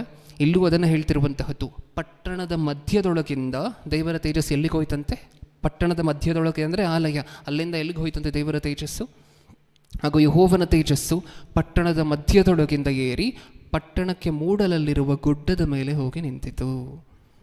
ಬೆಟ್ಟದ ಮೇಲೆ. ಎಲ್ಲಿರಬೇಕಾಗಿರುವಂಥವ್ರು ಇವರು ಇಷ್ಟಕ್ಕೂ? ಅತಿ ಪರಿಶುದ್ಧವಾಗಿರುವಂತಹ ಸ್ಥಳದಲ್ಲಿ, ಆಲಯದಲ್ಲಿ, ತಾನು ವಾಸ ಮಾಡುವಂತಹ ಸ್ಥಳದಲ್ಲಿ ಎಲ್ಲಿರಬೇಕಾಗಿರುವಂತಹ ಪರಿಸ್ಥಿತಿ ಬಂದಿದೆ? ಯಾವುದೋ ಒಂದು ಬೆಟ್ಟದ ಮೇಲೆ. ಇವಾಗ ಹೇಳಿ, ಏನಕ್ಕೋಸ್ಕರ ಪಾಸ್ಗಳೆಲ್ಲ ಏನಕ್ಕೋಸ್ಕರ ಅಂತ ನಮ್ಗೆ ಅರ್ಥ ಆಗ್ತಿದೆ. ಮಕ್ಕಳನ್ನು ಬಿಟ್ಟು ಹೋಗಬೇಕು ಅಂದರೆ ಪಟ್ಟಂತ ಹೇಳಿ ಹೋಗ್ತಿಲ್ಲ ದೇವರು. ಇಲ್ಲಿಂದ ಬಾಗಿಲ ಹತ್ರ ಹೋಗಿ ನಿಂತ್ಕೊಳ್ಳುವಂತಹದ್ದು, ಆ ಬಾಗಿಲಿಂದ ಮುಂದೆ ಮುಖ್ಯ ದ್ವಾರದ ಹತ್ರ ಹೋಗಿ ನಿಂತ್ಕೊಳ್ಳುವಂತಹದ್ದು, ಮತ್ತು ಅಲ್ಲಿಂದ ಹೋಗಿ ಗುಡ್ಡದ ಮೇಲೆ ನಿಂತಿದ್ದಾರೆ. ಇನ್ನು ಊರು ಬಿಟ್ಟು ಹೋಗಿಲ್ಲ, ಥ್ಯಾಂಕ್ಫುಲಿ. ಹೌದಾ? ಅಷ್ಟು ಅನ್ಯಾಯ ನಡೆದ್ರು, ಅಷ್ಟೊಂದು ಮೋಸ ಮಾಡಿದ್ರೂ ಸಹ ಇವರು ದೇವರಿಗೆ ಇಷ್ಟೂ ಸಹ ಸ್ಥಾನ ಕೊಡದೆ ಹೋದರೂ ಸಹ ಇನ್ನೂ ಎಲ್ಲೋ ನಾನು ಬರಬೇಕು. ಇದು ನೀಟಾಗಿ ಹೇಳ್ತದೆ, ದೇವರಿಗೆ ನಮ್ಮನ್ನು ಬಿಟ್ಟು, ತಾನು ವಾಸ ಮಾಡುವಂಥ ಆಲಯವನ್ನು ಬಿಟ್ಟು ಹೋಗಬೇಕು ಅಂತ ಯಾವತ್ತಿಗೂ ಸಹ ಮನಸ್ಸಿಲ್ಲ. ನಾವು ಜೋರಾಗಿ ಒಂದು ವೇಳೆ ತಳ್ಳಿದ್ರೆ ಮಾತ್ರ ದೇವರು ಹೋಗುವಂತಹ ಪರಿಸ್ಥಿತಿ ಏರ್ಪಡುತ್ತೆ. ಬಿಟ್ಟರೆ ತಾನಾಗಿ ತಾನೇ ಯಾವತ್ತೂ ಸಹ ನಮ್ಮನ್ನು ಬಿಡಬೇಕು ಅನ್ನುವಂತಹ ಮನಸ್ಥಿತಿ ದೇವರಿಗೆ ಇಲ್ಲ. ಹೌದಾ? ಈ ಮುಂಚೆ ಒಂದು ಸಂದೇಶವನ್ನು ಯೋಚನೆ ಮಾಡಿ ನೋಡಿದ್ವಿ, ಮನುಷ್ಯರ ಜೀವನದಲ್ಲಿ ದೇವರ ಸ್ಥಾನ ಅಂತ ಹೇಳಿ. ಅದರಲ್ಲೊಂದು 3-4 ವಚನಗಳನ್ನು ಓದಿದ್ವಿ, ನೆನಪಿದೆಯಾ? ಈ ಬಿಟ್ಟು ಹೋಗುವಂತಹ ಪರಿಸ್ಥಿತಿ ದೇವರಿಗೆ ಬಂದರೂ ಸಹ ಬಿಟ್ಟು ಹೋಗದ ಇಲ್ಲಿ ನಿಂತು ನೋಡ್ತಿದ್ದಾರಲ್ವ. ಅದು ನೋಡ್ತಿರ್ಬೇಕಾದ್ರೆ ಆ ಪ್ರಸಂಗದಲ್ಲಿ ನೋಡಿದಂಥ ಒಂದು ವಚನ ಓದಿದ್ರೆ ನೀಟಾಗಿ ಕನೆಕ್ಟ್ ಆಗುತ್ತೆ ನಮಗೆ. ಮಕ್ಕಳ ಬಗ್ಗೆ ದೇವರು ಏನಂತ ಯೋಚನೆ ಮಾಡ್ತಾರಂತೆ? ಅಷ್ಟು ಅನ್ಯಾಯ ನಡೆದ್ರು, ಅಷ್ಟೊಂದು ಬಾಧೆ ಏರ್ಪಟ್ಟರೂ ಸಹ ಏನಂತ ಯೋಚನೆ ಮಾಡ್ತಾರಂತೆ? ಹೋಶೇಯನ ಗ್ರಂಥ 11ನೇ ಅಧ್ಯಾಯ 8ನೇ ವಚನ, 11:8. ಎಫ್ರಾಯಮೇ, ನಾನು ನಿನ್ನನ್ನು ಹೇಗೆ ತ್ಯಜಿಸಲಿ? ಇಸ್ರಾಯೇಲೇ, ಹೇಗೆ ನಿನ್ನನ್ನು ಕೈ ಬಿಡಲಿ? ಅಯ್ಯೋ, ನಿನ್ನನ್ನು ಆತ್ಮದ ಗತಿಗೆ ಹೇಗೆ ತರಲಿ? ಚೆಬೆಯೋಮನಿನಂತೆ ಹೇಗೆ ನಾಶ ಮಾಡಲಿ? ನನ್ನೊಳಗೆ ಮನಸ್ಸು ತಿರುಗಿತು, ಕರುಳು ತೀರಾ ಮರುಗಿತು. ನನ್ನ ಉಗ್ರಕೋಪವನ್ನು ತೀರಿಸೆನು, ಎಫ್ರಾಯಮನ್ನು ನಾಶ ಮಾಡಲು ತಿರುಗಿಕೊಳ್ಳೆನು. ನಾನು ಮನುಷ್ಯನಲ್ಲ, ದೇವರೇ, ನಾನು ನಿಮ್ಮಲ್ಲಿ ನೆಲೆಯಾಗಿರುವ ಸದಮಲ ಸ್ವಾಮಿ, ನಾನು ರೋಷದಿಂದ ಬಾರೆನು. ಏನು ಅರ್ಥ ಆಗ್ತದೆ ಈ ವಚನಗಳಿಂದ ನಮಗೆ? ಮಕ್ಕಳ ಕುರಿತಂತೆ ದೇವರ ಮನಸ್ಸು ಹೇಗಿದೆ ಅಷ್ಟೇ ಅಲ್ವಾ? ಆ ಪ್ರಸಂಗದಲ್ಲಿ ನೋಡಿದ್ವಿ, ಕರುಳ ಬಂದ ಹೆಂಗೆ ಮನುಷ್ಯರಿಗೂ ದೇವರ ಮಧ್ಯ ಅಂತ ಹೇಳಿ ಎಲ್ಲ ನೋಡಿದ್ವಿ. ಇದು ಏನಕ್ಕೋಸ್ಕರ ಓದಿಸ್ತೆ ಈಗ ಅಂತ ಹೇಳಿದ್ರೆ, ಆ ಆಲಯವನ್ನು ನಾನು ಬಿಟ್ಟು ಹೋಗಬೇಕು ಅಂತ ಹೇಳಿ ದೇವರು ಡಿಸೈಡ್ ಆದ ಮೇಲೂ ಸಹ ಬಿಟ್ಟು ಹೋಗಲಿಕ್ಕೆ ಮನಸ್ಸು ಬರ್ತಿಲ್ಲ ದೇವರಿಗೆ. ಅದು ವಿಚಾರ. ಬಿಟ್ಟು ಹೋಗಬೇಕು, ಆದರೆ ಬಿಟ್ಟು ಹೋಗ್ಲಿಕ್ಕೆ ಮನಸ್ಸು ಬರ್ತಿಲ್ಲ. ನಾನು ಆಗಲೇ ಹೇಳಿದೆ, ನೀವು ತುಂಬ ಸ್ವಾಭಿಮಾನಿಗಳಾಗಿದ್ದರೆ ಮಕ್ಕಳೇನಾದರೂ ಮಾಡಿದ ತಕ್ಷಣ ಹೋಗೋ ಅಂತ ಅಂದ್ಕೊಂಡು ಹೊರಟೋಗ್ತೀರ, ಹೌದಾ ಇಲ್ವಾ? ಅಲ್ವಾ? ಕೋಪ ಬಂದರೆ ಅಷ್ಟೇ ಮಾಡುವಂತಹದ್ದು. ಅವ್ರು ಕರೆಕ್ಟಾಗಿ ನೋಡ್ಕೊಂಡಿಲ್ಲ ಅಂತ ಅಂದ್ಕೊಳ್ಳಿ ನಿಮ್ಮನ್ನು, ತುಂಬ ಸ್ವಾಭಿಮಾನಿಗಳಿದ್ರೆ ಬಿಟ್ಟು ಹೊರಟೋಗ್ತೀರ. ತುಂಬ ಹೆಚ್ಚಾಗಿ ಪ್ರೀತಿ ಇದ್ದರೆ, ಒಂದು ವೇಳೆ ನಿಮ್ಮ ಪ್ರೀತಿ ನಿಮ್ಮ ಸ್ವಾಭಿಮಾನಕ್ಕಿಂತ ಇನ್ನೂ ಹೆಚ್ಚಾಗಿದ್ದರೆ ಅಲ್ಲಲ್ಲೇ ನಿಂತು ನೋಡುವಂತಹ ಪರಿಸ್ಥಿತಿ ಬರುತ್ತೆ. ಇಲ್ಲಿ ದೇವರು ಸಹ ಅದೇ ಆಗ್ತಿರುವಂತಹದ್ದು. ಒಂದು ಸಾರಿ ಡಿಸೈಡ್ ಮಾಡಿದ್ರ ನನ್ನ ಮಕ್ಕಳನ್ನು ನಾನು ಶಿಕ್ಷಿಸಬೇಕು, ನಾನು ಅವ್ರನ್ನ ಬಿಟ್ಟು ಹೋಗಬೇಕು ಅಂತ ಡಿಸೈಡ್ ಮಾಡಿದ ಮೇಲೂ ಸಹ ಏನಂತ ಹೇಳ್ತಿದ್ದಾರೆ ಇಲ್ಲಿ ಈ ವಚನದಲ್ಲಿ? ನಾನು ಹೆಂಗೆ ಬಿಡಲಿ ನಿಮ್ಮನ್ನು? ಬಿಟ್ಟು ಹೋಗ್ತೀನಿ ಅಂತ ಹೇಳಿ ಡಿಸೈಡ್ ಮಾಡಿದ್ಮೇಲೆ ಮತ್ತೆ ಕೇಳುವಂತಹ ಪ್ರಶ್ನೆನೇನ, ನಾನು ಹೆಂಗೆ ಬಿಡಲಿ ನಿಮ್ಮನ್ನು ಅನ್ನುವಂತಹದ್ದು. ಎಫ್ರಾಯಿಮೆ, 8ನೇ ವಚನ, ಎಫ್ರಾಯಿಮೆ, ನಾನು ನಿನ್ನನ್ನು ಹೇಗೆ ತ್ಯಜಿಸಲಿ? ಇಸ್ರಾಯೇಲೇ, ಹೇಗೆ ನಿನ್ನನ್ನು ಕೈ ಬಿಡಲಿ? ಅಯ್ಯೋ, ನಿನ್ನನ್ನು ಅದ್ಮದಾಗತಿಗೆ ಹೇಗೆ ತರಲಿ? ಚೆಬೆಯೋಮಿನಂತೆ ಹೇಗೆ ನಾಶ ಮಾಡಲಿ? ನನ್ನೊಳಗೆ ಮನಸ್ಸು ತಿರುಗಿತ್ತು, ಕರುಳು ತೀರಾ ಮರುಗಿತ್ತು. 9ನೇ ವಚನ, ನನ್ನ ಉಗ್ರಕೋಪವನ್ನು ತೀರಿಸೆನು, ಎಫ್ರಾಯಿಮನ್ನು ನಾಶ ಮಾಡಲು ತಿರುಗಿಕೊಳ್ಳೆನು. ನಾನು ಮನುಷ್ಯನಲ್ಲ, ದೇವರೇ, ನಾನು ನಿಮ್ಮಲ್ಲಿ ನೆಲೆಯಾಗಿರುವ ಸದಮಲ ಸ್ವಾಮಿ, ನಾನು ರೋಷದಿಂದ ಬಾರೆನು. ನನ್ನಲ್ಲಿರುವಂತಹ ರೋಷ ತಣ್ಣಗಾಗೋಗ್ತದೆ. ನಿಮ್ಮನ್ನು ಶಿಕ್ಷಿಸಬೇಕು ಅಂತ ಕೋರ್ಕೊಂಡಿರುವಂತಹದ್ದು ನಾನೇ, ನಾನು ನಿಮ್ಮನ್ನು ಬಿಟ್ಟು ಹೋಗಬೇಕು ಅಂತ ಅಂದ್ಕೊಂಡಿದ್ದು ನಾನೇ. ಆದರೆ ಹೆಂಗೆ ಬಿಡಲಿ ನಿಮ್ಮನ್ನು? ಅನ್ಫಾರ್ಚುನೇಟ್ಲಿ ನಿಮ್ಮನ್ನು ಪ್ರೀತಿ ಮಾಡಿದ್ದೀನಲ್ವಾ? ನಿಮ್ಮಿಂದ ಎಷ್ಟು ಅನ್ಯಾಯ ಆದರೂ ಸಹ, ಎಷ್ಟು ಮೋಸ ಮಾಡಿದ್ರೂ ಸಹ ಮನುಷ್ಯರು ದೇವರಿಗೆ ಹೇಗೆ ಬಿಟ್ಟು ಹೋಗಲಿ? ಇದು ದೇವರ ಪ್ರಶ್ನೆ. ಓಕೆ, ನಮ್ಮ ಸಂದೇಶ ಏನಿತ್ತಲ್ವ? ದೇವರ ಜಾಗದಲ್ಲಿ ಒಂದು ದಿವಸ ದೇವರಿಗೆ ಒಂದು ವೇಳೆ ಪರಲೋಕದಿಂದ ಭೂಮಿ ಮೇಲೆ ನೋಡಿದ್ರೆ ಏನೇನು ಕಾಣಿಸುತ್ತೆ ಅಂದರೆ, ಈ ರೀತಿಯಾಗಿರುವಂತಹ ವಿಚಿತ್ರವಾಗಿರುವಂತಹ ದೃಶ್ಯಗಳೆಲ್ಲ ಕಾಣಿಸುತ್ತೆ. ಇವಾಗ ಹೇಳಿ, ಬೇಕಾ ನಮಗೆ ದೇವರು ಕೂತ್ಕೊಳ್ಳುವಂತಹ ಜಾಗ? ಎಲ್ಲ ಬರೀ ಸುಖ ಸೌಭಾಗ್ಯನೇನಾ? ದೇವರು ಕೂತ್ಕೊಳ್ಳುವಂಥ ಸಿಂಹಾಸನದಲ್ಲಿ ಇಷ್ಟನ್ನು ನೋಡಬೇಕು ಭೂಮಿಯ ಮೇಲೆ. ಅದು ಎಷ್ಟು ನೊಂದಿದ್ದಾರೆ ಅಂದರೆ ಕರ್ಕೊಂಡೋಗಿ ಪ್ರೂಫ್ ಸಮೇತವಾಗಿ ತೋರಿಸ್ತಿದ್ದಾರೆ. ಇದೇ ಪ್ರೂಫ್ ನೋಡು, ನನ್ನ ಕಣ್ಮುಂದೆನೇ ಹೆಂಗೆ ಅನ್ಯಾಯ ಮಾಡ್ತಿದ್ದಾರೆ ನೋಡು ಅಂತ ಹೇಳಬೇಕಾದ್ರೆ ಒಬ್ಬ ಮನುಷ್ಯ ತುಂಬ ನೊಂದಿರಬೇಕು. ಇಲ್ಲಿ ದೇವರು ಸಹ ನೋಡು ಅಂತ ಹೇಳ್ತಿದ್ದಾರೆ ಅಂದರೆ ಅಷ್ಟು ನೊಂದಿದ್ರೆ ಹೇಳ್ತಾರೆ ಆ ಮಾತನ್ನು. ನನಗೆ ಪ್ರತಿ ಸರಿನೂ ಈ ವಚನಗಳನ್ನು ಓದ್ತಿರ್ಬೇಕಾದ್ರೆ ನೋಡು ಅಂತ ಏನಕ್ಕೋಸ್ಕರ ತೋರಿಸ್ಬೇಕಿತ್ತು? ಇದರ ಇಂಟರ್ನಲ್ ಮೀನಿಂಗ್, ಇದಕ್ಕಿರುವಂತಹ ಭಾರ, ದೇವರು ಎಷ್ಟು ಭಾರವಾಗಿರುವಂತಹ ಮನಸ್ಸಿನಿಂದ ಹೇಳ್ತಿದ್ದಾರೆ ಮಾತನ್ನು ಅನ್ನುವಂತಹದ್ದು ಆಮೇಲೆ ಇವಾಗಲೇ ನಮ್ಗೆ ಅರ್ಥ ಆದಂತಹದ್ದು. ಯಾಕೆಂದರೆ ತೋರಿಸುವಂಥ ಅವಶ್ಯಕತೆ ಇಲ್ಲ ಅಲ್ವಾ? ಇಲ್ಲಿ ಹಿಂಗೆ ಮಾಡ್ತಿದ್ರೆ, ಅಲ್ಲಿ ಹಂಗೆ ಮಾಡ್ತಿದ್ರೆ, ಇಲ್ಲಿ ಹಿಂಗೆ ಮಾಡ್ತಿದ್ದಾರೆ ಅಂತ ಹೇಳಿದ್ರೆ ಆಗೋಯ್ತು. ಅದನ್ನು ಬಿಟ್ಟು ಎದ್ದು ಬಾ, ಕುಂಬಾರನ ಮನೆಗೆ ಹೋಗು, ಇವ್ರ ಮನೆಗೆ ಹೋಗು, ಮತ್ತು ದ್ರಾಕ್ಷಿ ತೋಟವನ್ನು ತೋರಿಸ್ತೀನಿ ಬಾ, ದ್ರಾಕ್ಷಿ ತೋಟದಲ್ಲಿ ಇದೆಲ್ಲ ಮಾಡಿದೆ ನೋಡು, ಇನ್ನೇನು ಮಾಡಬೇಕಿತ್ತು ನಾನು ಅಂತ ಕೇಳ್ತಿದ್ದಾರೆ. ಅಂದರೆ ಅಷ್ಟು ಮಾಡಿದ್ದಾರೆ ಅವರಿಗೋಸ್ಕರ. ಈಗ ಪ್ರಶ್ನೆ, ಇಷ್ಟೊತ್ತು ನಾವು ನೋಡಿದಂತಹದ್ದು ಛಾಯೆಯಲ್ಲಿ ದೇವರಿಗೆ ಅನ್ಯಾಯ ನಡೆದಂತಹದ್ದು ಮಾತ್ರ. ಏನು ಛಾಯೆಯಲ್ಲಿ? ಹಳೆಯ ಒಡಂಬಡಿಕೆ ಯಾವುದಕ್ಕೆ ಛಾಯೆ? ಹೊಸ ಒಡಂಬಡಿಕೆಗೆ ಛಾಯೆ. ಹೊಸ ಒಡಂಬಡಿಕೆಯಲ್ಲಿ ಏನೇನಾಗಬೇಕು, ಏನೇನು ನಡೆಯುತ್ತೆ ಅನ್ನುವುದಕ್ಕೆ ಹಳೆಯ ಒಡಂಬಡಿಕೆಯಲ್ಲಿ ನಡೆದಂತಹ ವಿಚಾರಗಳು ಛಾಯೆ, ಶ್ಯಾಡೋ. ಅದರ ನಿಜ ಸ್ವರೂಪ ಎಲ್ಲಿದೆ? ಹೊಸ ಒಡಂಬಡಿಕೆಯಲ್ಲಿ. ಈಗ ದೇವಾಲಯದಲ್ಲಿ ದೇವರಿಗೆ ಅನ್ಯಾಯ ನಡೀತು, ಇದು ನೀವು ಒಪ್ಕೊಳ್ತೀರಾ? ಹಳೆಯ ಒಡಂಬಡಿಕೆಯಲ್ಲಿ ಈಗಿನ ಕಾಲದಲ್ಲೂ ದೇವಾಲಯದಲ್ಲಿ ದೇವರಿಗೆ ಅನ್ಯಾಯ ನಡೀತಿದೆಯಾ ಇಲ್ವಾ?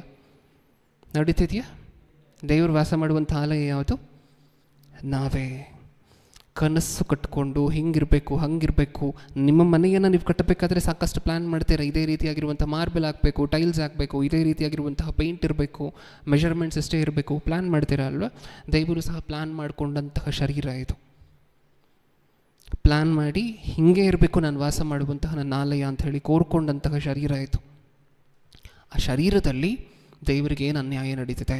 ಇದೇ ರೀತಿಯಾಗಿರುವಂಥ ಅನ್ಯಾಯ ಇವತ್ತಿಗೂ ಸಹ ನಡೀತಿದೆ.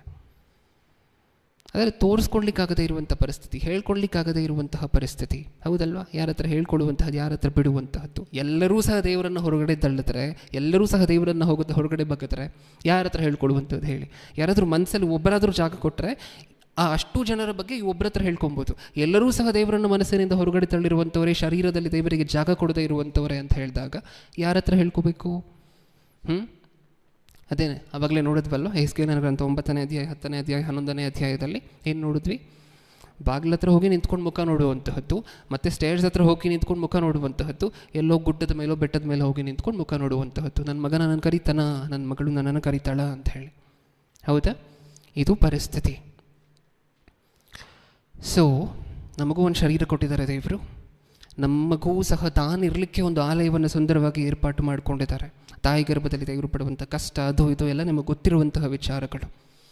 ಏನಕ್ಕೋಸ್ಕರ ಅಷ್ಟೊಂದು ಶ್ರಮಿಸ್ತಿದ್ದಾರೆ ದೇವರು ತಾಯಿ ಗರ್ಭದಲ್ಲಿ ಒಂದು ಆಕಾರವನ್ನು ನಿರ್ಮಿಸ್ಕೊಳ್ಲಿಕ್ಕೆ ಅಂತ ಹೇಳಿದ್ರೆ, ಒಂದು ಆಕಾರ ಇನ್ನೊಂದು ಆಕಾರದ ಥರ ಇರಬಾರ್ದು. ನಾನು ವಾಸ ಮಾಡುವಂಥ ಈ ಆಲಯ ಬೇರೆ ಥರ ಇರಬೇಕು, ಡಿಫ್ರೆಂಟ್ ಆಗಿರಬೇಕು, ಈ ಆಲಯ ಡಿಫ್ರೆಂಟ್ ಆಗಿರಬೇಕು. ಇಷ್ಟು ಕನಸಿಟ್ಕೊಂಡು ಸೃಷ್ಟಿ ಮಾಡ್ತಿದ್ದಾರಲ್ವ, ಇಷ್ಟು ಕನಸಿಟ್ಕೊಂಡು ರೂಪಿಸ್ತಿದ್ದಾರಲ್ವ. ಈಗ ನಮ್ಮ ಬಾಧ್ಯತೆ ಏನು ಅಂತ ಹೇಳಿದ್ರೆ, ನಮ್ಮ ಮನಸ್ಸಿನ ಹೃದಯಗಳನ್ನು, ನಮ್ಮ ಮನಸ್ಸಿನ ಬಾಗಿಲುಗಳನ್ನು, ಹೃದಯದ ಬಾಗಿಲುಗಳನ್ನು ತೆರೆಯುವಂಥದ್ದು ದೇವರಿಗೋಸ್ಕರ. ನೀನು ಗುಡ್ಡದ ಮೇಲೆ ಇರಬೇಕಾಗಿರುವಂಥವನಲ್ಲ, ನೀನು ಎಲ್ಲೋ ಹೊರಗಡೆ ಇರಬೇಕಾಗಿರುವಂಥವನಲ್ಲ. ಎಲ್ಲಿರಬೇಕಾಗಿರುವಂಥವನು? ನನ್ನ ಮನಸ್ಸಿನೊಳಗಡೆ ಸಿಂಹಾಸನದ ಮೇಲೆ ಆಸೀನನಾಗಿರಬೇಕಾಗಿರುವಂಥವನು ಅಂತ ಹೇಳಬೇಕಾಗಿರುವಂತಹದ್ದು ನಮ್ಮ ಬಾಧ್ಯತೆ. ಓಕೆ, ಅರ್ಥ ಆಯಿತು ನಮಗೆ ಇವತ್ತಿನ ಸಂದೇಶ? ದೇವರ ಸ್ಥಾನ ಹೆಂಗಿದೆ ಅಂತ ಹೇಳಿದರೆ, ಮನುಷ್ಯರ ಮಧ್ಯದಲ್ಲಿ ನಡೀತಿರುವಂತಹ ಅನ್ಯಾಯಗಳು ಇಷ್ಟು. ಅದರಲ್ಲಿ ನ್ಯಾಯವನ್ನು ನಾವಾದರೂ ಒದಗಿಸ್ತೀವ ಅನ್ನುವಂತಹದ್ದು ಪ್ರಶ್ನೆ ಕೇಳಿರುವಂತಹ ನಾವಾದರೂ. ಈ ನ್ಯಾಯ ಒದಗಿಸ್ಕೊಡ್ಲಿಕ್ಕೆ ಒಂದು ವೇಳೆ ನಿಮ್ಮಲ್ಲಿ ನ್ಯಾಯ ನಡೆದು ಇನ್ನೊಬ್ಬರಲ್ಲೂ ಸಹ, ನಿಮಗೆ ತಿಳಿದವರಲ್ಲೂ ಸಹ ನ್ಯಾಯ ಒದಗಿಸಬೇಕಾಗಿರುವಂತಹ ಬಾಧ್ಯತೆ ನಿಮ್ಮದು. ಅದಕ್ಕೆ ನ್ಯಾಯವಾದಿಗಳು, ಅಡ್ವೊಕೇಟ್ಗಳು ನೀವೇ. ಓಕೆ, ಅದನ್ನು ಇನ್ನೊಬ್ಬರಿಗೆ ಮುಟ್ಟಿಸಿ ಕಣ್ಮುಚ್ಚಿ ಪ್ರಾರ್ಥನೆ ಮಾಡಿ ಮುಗಿಸ್ಕೊಳ್ಳೋಣ. ಪ್ರೀತಿಯುಳ್ಳ ಪರಲೋಕದಲ್ಲಿರುವ ನಮ್ಮ ತಂದೆ, ಹೌದು ಅಪ್ಪ, ಭೂಮಿಯ ಮೇಲೆ ನಿಮ್ಮ ಜಾಗದಲ್ಲಿ ಒಂದು ದಿನ ಕೂತ್ಕೊಂಡ್ರೆ ಹೆಂಗಿರುತ್ತೆ ಅನ್ನುವಂತಹದ್ದು ಕೆಲವೇ ನಿಮಿಷಗಳಲ್ಲಿ ನಮ್ಗೆ ಅರ್ಥ ಆಗೋಯ್ತು ತಂದೆ. ಏನೇನು ಕಾಣಿಸುತ್ತೆ ನೀವು ಭೂಮಿಯ ಮೇಲೆ ನೋಡಿದಾಗ ಅಂತ ಹೇಳಿದರೆ, ಪ್ರತಿ ಸ್ಥಳದಲ್ಲೂ ನಿಮ್ಗೆ ಅನ್ಯಾಯ ನಡೆಯುವಂತಹದ್ದೇ. ಎಲ್ಲರಿಗಿಂತ ಅನ್ಯಾಯಕ್ಕೊಳಗಾಗ್ತಿರುವಂಥವ್ರು ನೀವೇ, ಎಲ್ಲರಿಗಿಂತ ಶೋಷಣೆಗೊಳಗಾಗ್ತಿರುವಂಥವ್ರು ನೀವೇ, ಎಲ್ಲರಿಗಿಂತ ಅಪ್ರಾಪ್ತರು ಅಂದರೆ ನೀವೇ. ಪ್ರತಿ ಸರಿನೂ ಮೋಸ ನಡೆಯುವಂತಹದ್ದು ಅಂದರೆ ನಿಮಗೆ. ಮೋಸ ಮಾಡುವಂತಹ ಕ್ಯಾಟಗರಿಯಲ್ಲಿ ಭೂಮಿ ಮೇಲಿರುವಂತಹ ಮನುಷ್ಯರಾಗಿ ನಾವಿದ್ದೀವಿ ತಂದೆ. ಇನ್ನು ಮುಂದೆ ಆದರೂ ನಿಮ್ಮ ಆಲಯದಲ್ಲಿ ನಿಮಗೆ ಸ್ಥಾನ ಸಿಕ್ಕುವಂತೆ, ನಿಮಗೆ ಸ್ಥಾನ ದಕ್ಕುವಂತೆ, ಹಳೆ ಒಡಂಬಡಿಕೆಯಲ್ಲಿ ಅವರು ಮಾಡಿರುವಂತಹ ರೀತಿಯಲ್ಲಿ ನಾವು ನಡ್ಕೊಳ್ಳದೆ, ನಮ್ಮ ಹೃದಯಗಳ ಬಾಗಿಲುಗಳನ್ನು ನಿಮಗೋಸ್ಕರ ತೆರೆದು ಗುಡ್ಡದ ಮೇಲಿರಬೇಕಾಗಿರುವಂತಹ ಪರಿಸ್ಥಿತಿ ನಿಮಗೆ ಅಂತಂದೆ. ಆಕಾಶವನ್ನು, ಭೂಮಿಯನ್ನು, ಸಮಸ್ತವನ್ನು ಸಹ ಸೃಷ್ಟಿ ಮಾಡಿರುವಂತಹ ನೀವು ನಮಗೋಸ್ಕರ ಇನ್ನೂ ಎದುರು ನೋಡ್ತಾ, ನಮ್ಮನ್ನು ಬಿಟ್ಟು ಹೋಗ್ಲಿಕ್ಕಾಗದೆ, ಇರಲಿಕ್ಕಾಗದೆ, ಇಲ್ಲಿಂದ ಅಲ್ಲಿ, ಇಲ್ಲಿ ಇನ್ನೊಂದು ಕಡೆ ನಮಗೋಸ್ಕರ ಕಾದು ಕಾದು ಕಾದು ಇವತ್ತು ಸ್ವಾಗತಿಸ್ತವೇನೋ, ನಾಳೆ ಸ್ವಾಗತಿಸ್ತವೇನೋ ಅಂತ ಹೇಳಿ ಕೋರ್ಕೊಂಡು ಇನ್ನೂ ಸಹ ನಮಗೋಸ್ಕರ ಕಾಯ್ತಿದ್ದೀರಾ ಅನ್ನುವಂತಹ ನಿಮ್ಮ ತಾಳ್ಮೆಗೆ ನಿಜವಾಗ್ಲೂ ಕೃತಜ್ಞತೆಗಳು ಅಪ್ಪ. ಇದನ್ನು ಅರ್ಥ ಮಾಡಿಕೊಂಡಿರುವಂತಹ ನಾವು ನಮ್ಮ ಮನಸ್ಸಿನಲ್ಲಿ ಸಂಪೂರ್ಣವಾಗಿ, ಪೂರ್ಣ ಮನಸ್ಸಿನಿಂದ ನಿಮ್ಮನ್ನು ಆರಾಧನೆ ಮಾಡುವಂತಹ ಹಂತಕ್ಕೆ ಬರುವಂತೆ ಕೃಪೆ ಕೊಡಿ. ಎರಡನೇ ಸಂದೇಶಕ್ಕೆ ಸಿದ್ಧವಾಗಿರುವಂತಹ ನಿಮ್ಮ ಮಗನ ಜೊತೆ ನೀವಿದ್ದು ಕೇಳುವಂತಹ ನಮ್ಮಲ್ಲೂ ಅದನ್ನು ಅಳವಡಿಸ್ಕೊಳ್ಳಿಕ್ಕೆ ಬೇಕಾಗಿರುವಂತಹ ಭಾಗ್ಯವನ್ನು ಕೊಟ್ಟು ನಡೆಸಿ.